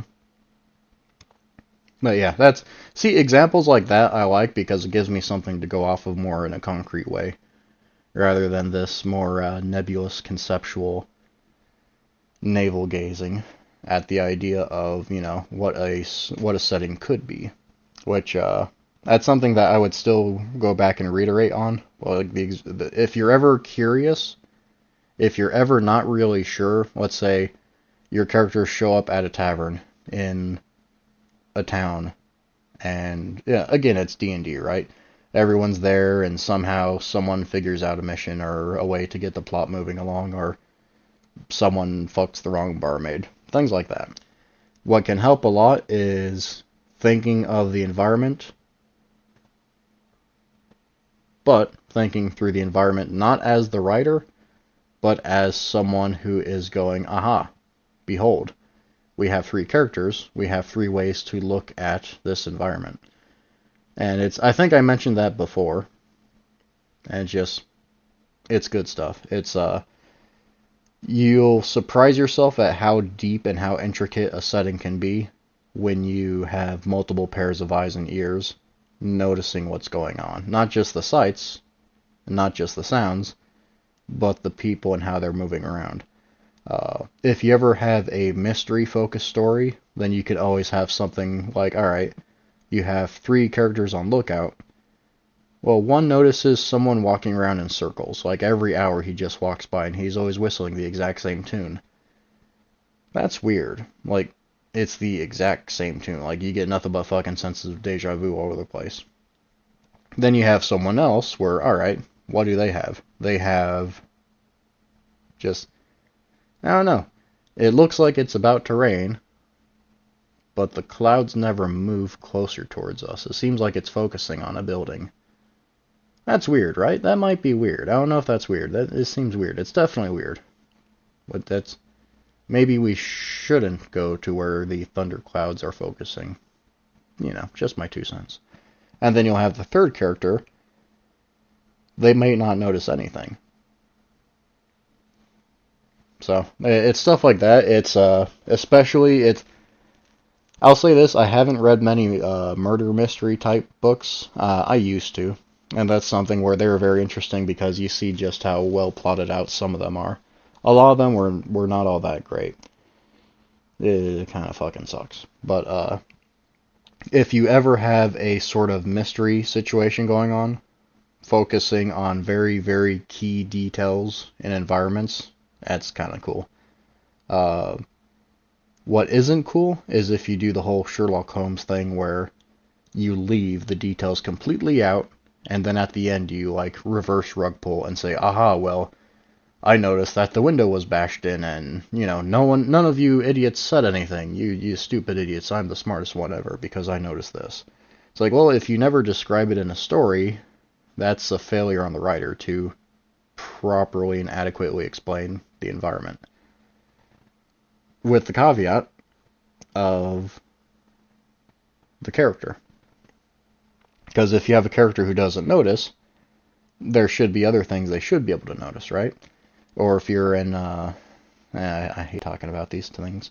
If you're in limited third-person perspective, or omniscient third-person perspective, like not dropping any hints at all whatsoever that there's a bashed-in window, when anyone would probably notice that unless it was explicitly hidden. It's like, oh yeah, how did we not notice the bashed-in window when the curtains are pulled back and it's been raining and the area is wet and it's windy? It's really, really poor communication. When it comes to settings and details too, especially if it's a small thing that matters, you gotta remember as you're writing, you can't have the reader like pull random shit out of the air, because it's not really a good thing, especially when it comes to the idea of, here's an extremely non-detailed idea that came up, and it's like, why did this happen? Well, because of this and that. Good God, Holmes, you've cracked the case. It's like that's very, very often poorly done. And that's not me having a big ego, because I've never really done any stories like that. It's just it is the lack of clear details in the environment. Now, what you can do, what's interesting, I think it was a Green that I read 4 or 5 years ago. It had a shit ton of melodrama. I wish I could remember more about it. But what was interesting was there was a lot of smaller allusion to things, like, a pile of dirty towels, but one towel seems like it's still dripping wet. That's kind of cool. That's really cool. And then when you see that pay off to, aha, someone was here, because smaller details that started to add up, or when you start having a bit of suspicion and context, just behold, it works. It's awesome. It's successfully pulled off, and you don't have a big fucking ego and people go, man, that story kind of sucked. How was I supposed to figure out it was the toaster in the oven? It's like, well, you should have known because the toast was this. Yeah, it's not good stuff. Not 100% connected, but it's also why adventure games are always so hit and miss.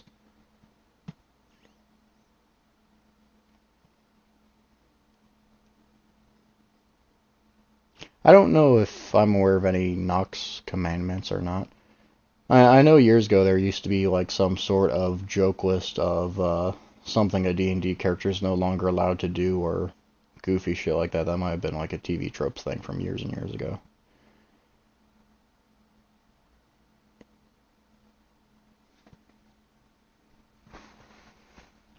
And the towel was wet because mares.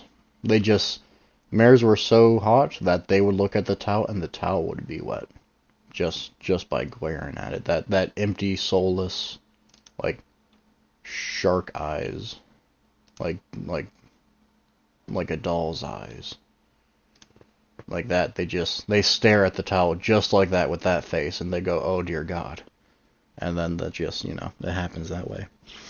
It's good stuff. That's what you call environmental storytelling. See, I'm now officially Miyazaki. Uh, I suppose that's pretty much it. It's How long have we been doing? It's only been an hour 45 minutes. It hasn't been 2.5 hours. Uh, Outside of answering any questions, I don't really think there's too much more I can go into. Just because when it comes to settings and environments, it's something where depending on your story, which is purely your story, I can't really say what is or isn't appropriate, which I would never want to try to influence anyone and say, hey, you should have X this way, you should have Y that way. Why?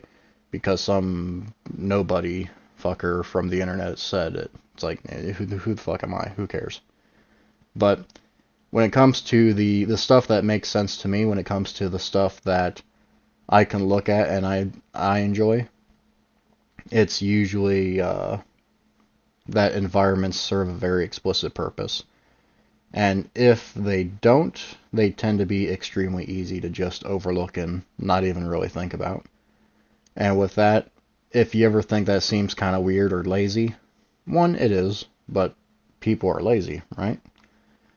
And two, if you ever drive around enough, you see thousands of locations that they don't mean anything to you. And they don't have to when you're telling a story. That's the other fun thing. Now, if you ever do some sort of, I don't want to call it like a zombie type story, but if you do it where a story where you have to go and visit as many places as humanly possible, at that point, it wouldn't be a bad idea to at least have the wherewithal of where they're going. Good example, let's say you have an environment being a shopping mall. Everyone loves shopping malls, at least when they used to actually exist. You had a lot of stuff where, you had zombie movies, you had that other movie, Eight-Legged Freaks, you had a lot of places where inevitably they'd take place in a shopping mall. Why? Because they have everything. They had everything, I should say. And with that, if you have a wider environment like a shopping mall, at least just have a few things going on where it's like, alright, you know where certain areas are in relation to each other. You know roughly the type of stores that would be there. And as long as you set down those very realistic boundaries, you can work a lot. You can work a shit ton with that. The limitations are not necessarily limitations. Now, of course, with that, the only question is, what would they do in a mall? As for writing while listening to music, I kind of enjoy it. Depending on the music being listened to and depending on what you're writing, it's something where it can be a nice auxiliary feeling where it depending on how you're focusing on what you're really thinking on, it's something where you can kind of go like, you know what? Yeah, it fits the environment depending on the type of music, which I enjoy a lot of purely instrumental music. It's stuff where it's nice to kind of have that in the background where it's more the atmosphere. Not something that you can necessarily imagine being heard in the story, but just helps for you to kind of get into that mindset. Not necessarily headspace, but just you can see it better. You can clarify it like a magnifying lens. So it depends. I've seen some people where they can't write when anything's playing, or they insist on having TV going. That can work too, but just when it comes to TV and movies and stuff going on while you're writing, it has its place, but I've also seen some stories where people get too influenced and next thing you know, they just go, oh, dear God. So, it's questionable. Oh, trust me, if you think this is sleeping ASMR, you should wait until the bedtime bedlam. That's gonna be fun shit right there. That's gonna be the same as this, where it's going to be even less structured than this, but it's going to be me telling you a story. And yes, I do mean you. It's like Horsewords and you, but we're still not doing Horsewords. And there's still no writing involved, it's just like I'm the grandpa from A Princess Bride, and I'm telling you this story, and occasionally I stop to let you ponder what happens next, or why. I think that would be fun to do. And it's also happening pretty, not as late in the night, but it's going to happen decently late-ish. just because if Fanons are tired or drunk or, God forbid, doing anything else, it's something where it's like, it's nice background noise, and I think due to that sort of oratory storytelling, the formatting will be very different from Green's, and very different from just writing in general.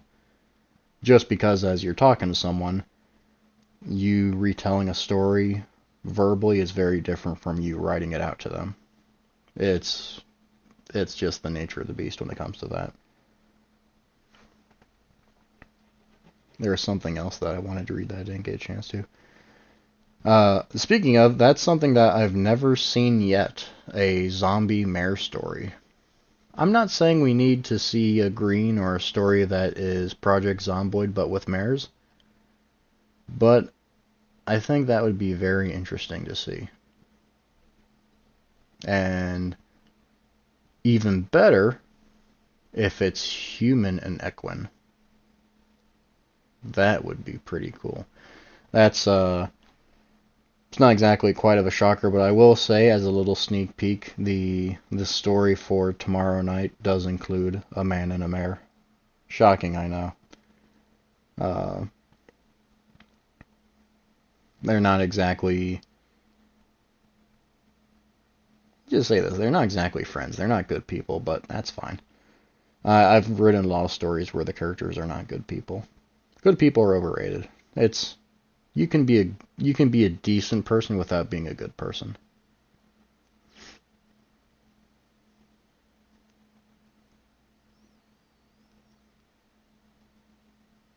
Yeah, believe it or not, at the same time.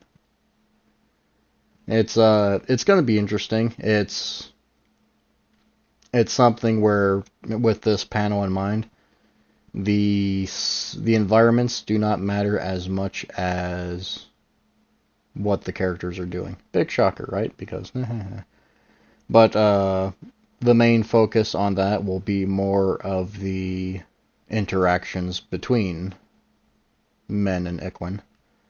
Just because that's something that I've thought about a lot when it comes to certain sort of Greens, is the differences between the two.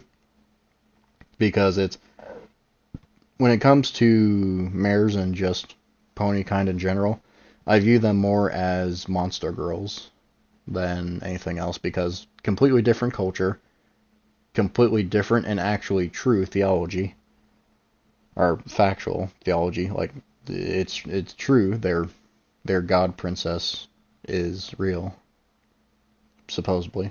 I'm just saying, I've never seen her in person. Okay, that's all I'm saying. There's a lot of questions between the cultural differences between them, so that's gonna be fun stuff. I have no clue how long that will go for. I guess until everyone goes away and they get bored, kind of like now. So yeah, it's unless there are any other questions, it's just, I suppose it's not really much left else. I mean, we're almost at the 2 hour mark. I'm not gonna say this panel was anything resembling quality.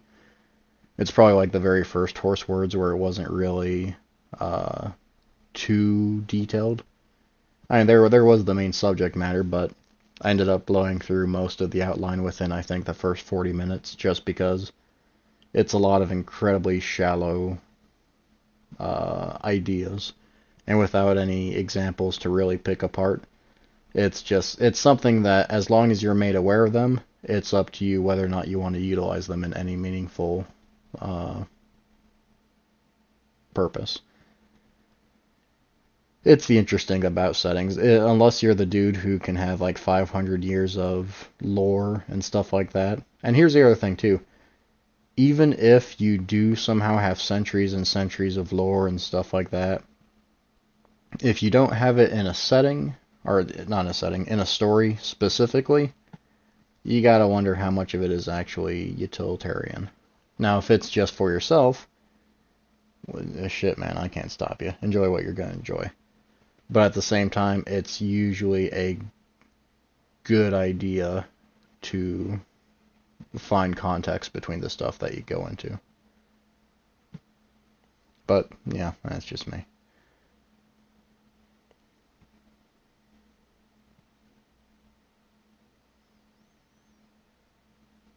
Yeah. Well, that's a lot of things too when it comes to writers using their first name. It's like look at all the Sonic OC stuff. It's like look, it's Chris Chan the Hedgehog. Or no, I guess bad example. He always enjoyed being a human. It was more his son who would zap to the extreme.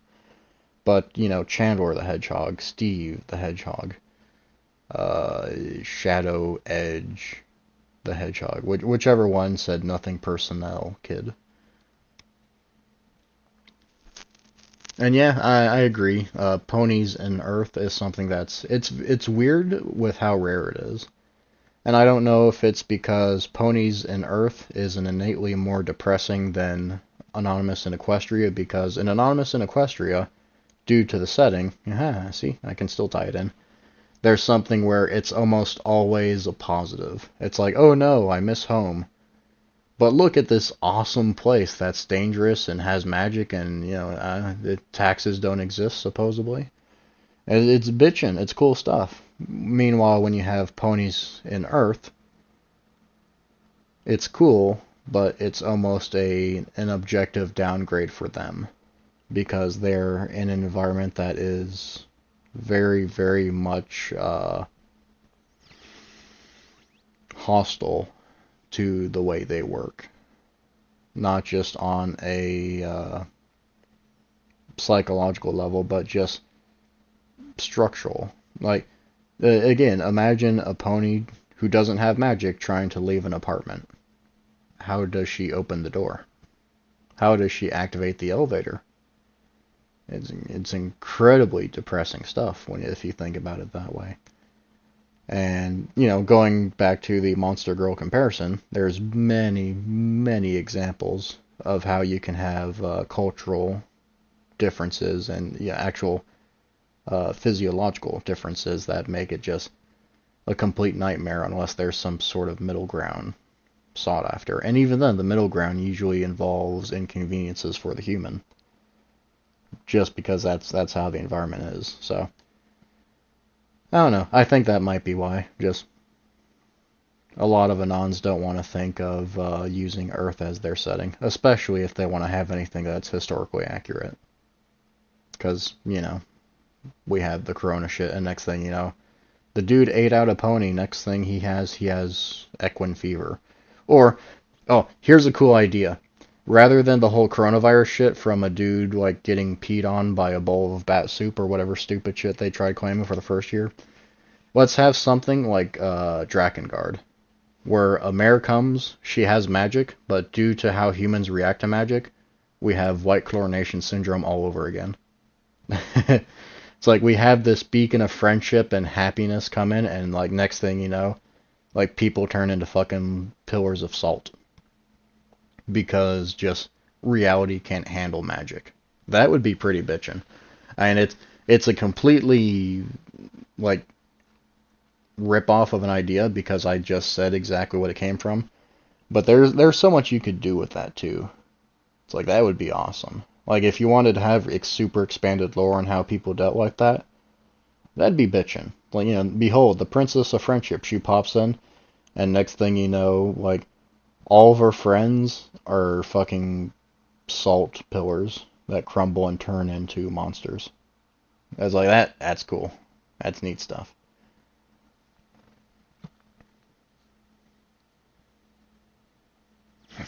Yeah. The Cold Steel, that's his name. Yeah, there you go. That's the good stuff right there.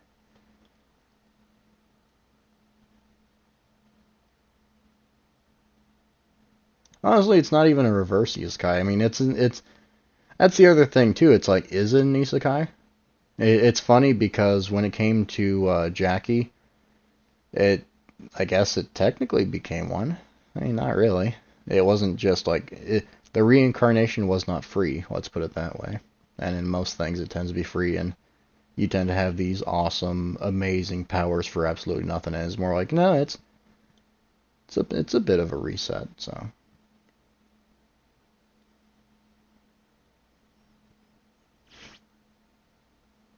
Well, that's the other fun thing too when it comes to the idea of Anons wanting ponies to themselves.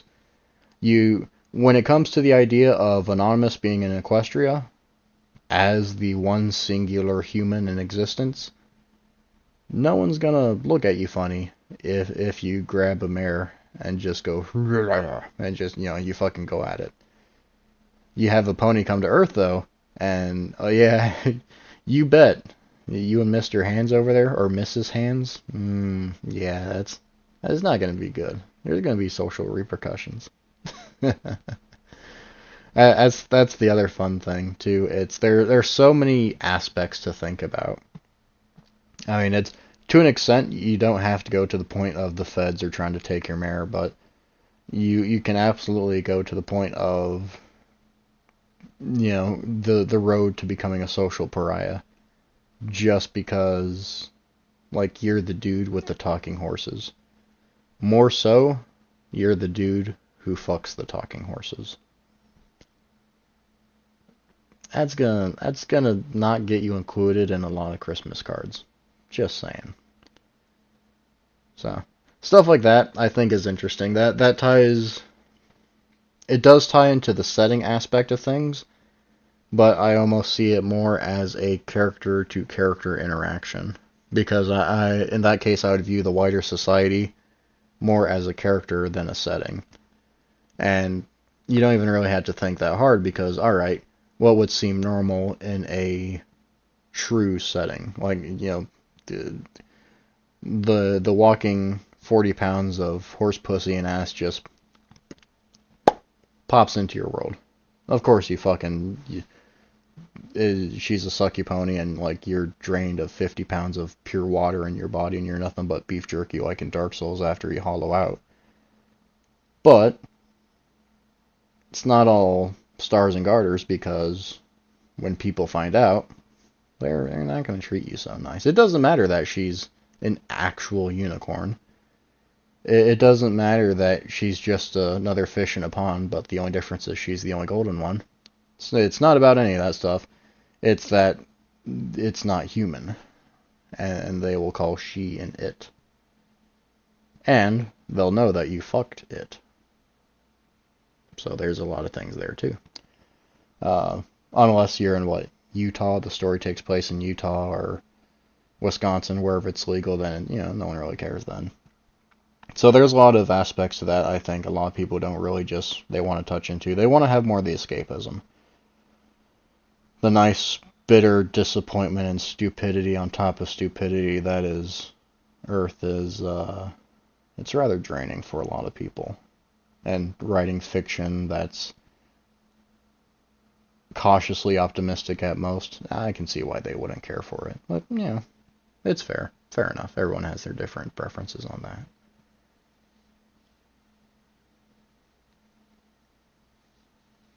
Oh yeah, Road Trip Green, I fully endorse it.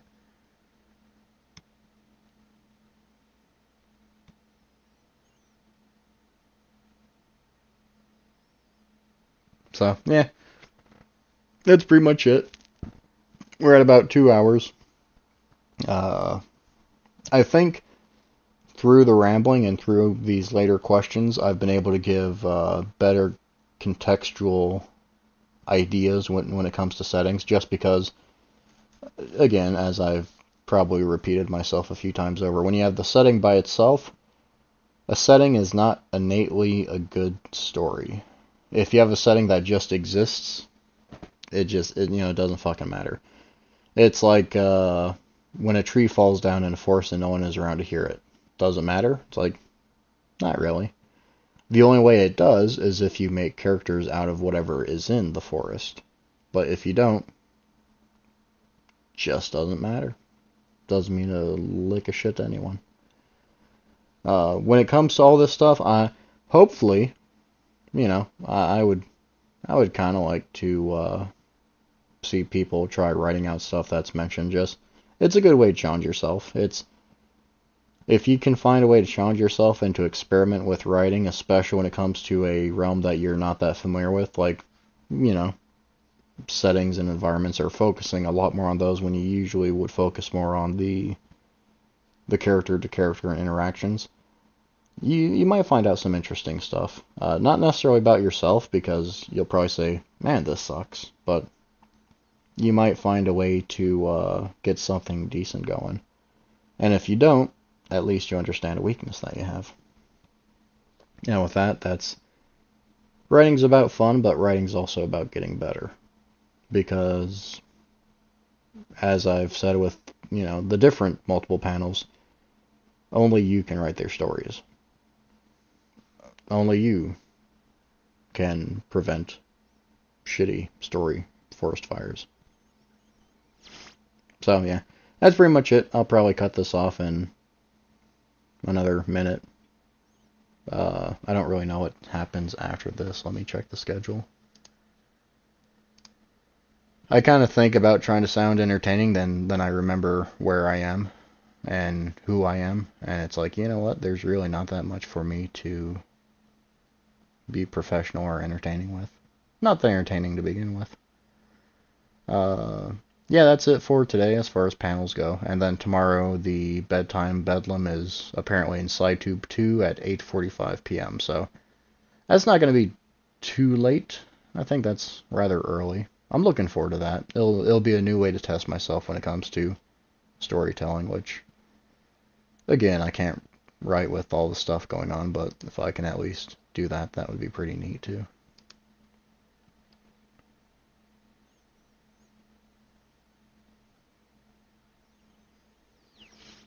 And yeah, what does Earth have that a pony would appreciate?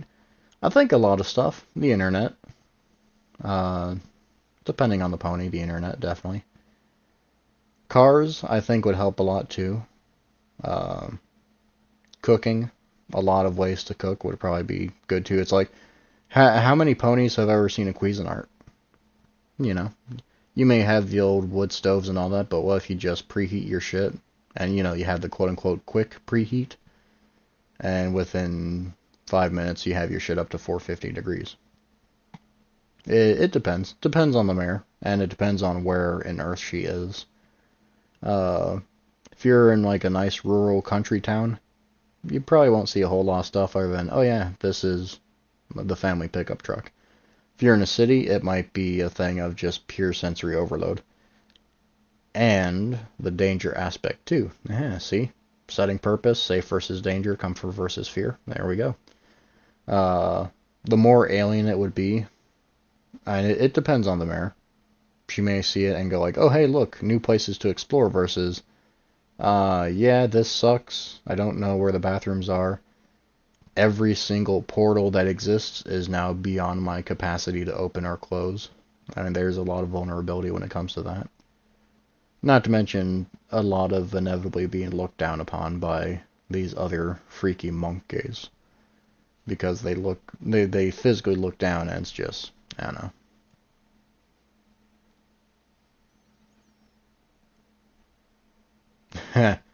Yeah, that's the trick. I'm actual Twilight Starsky. This is her voice completely. Actually, if I could, I would absolutely have like some sort of show where I just have a mare sit there in real time, like a very real mare, and then just like my voice is coming out of the speakers, and it's like it's a hypnotic stare by a mare.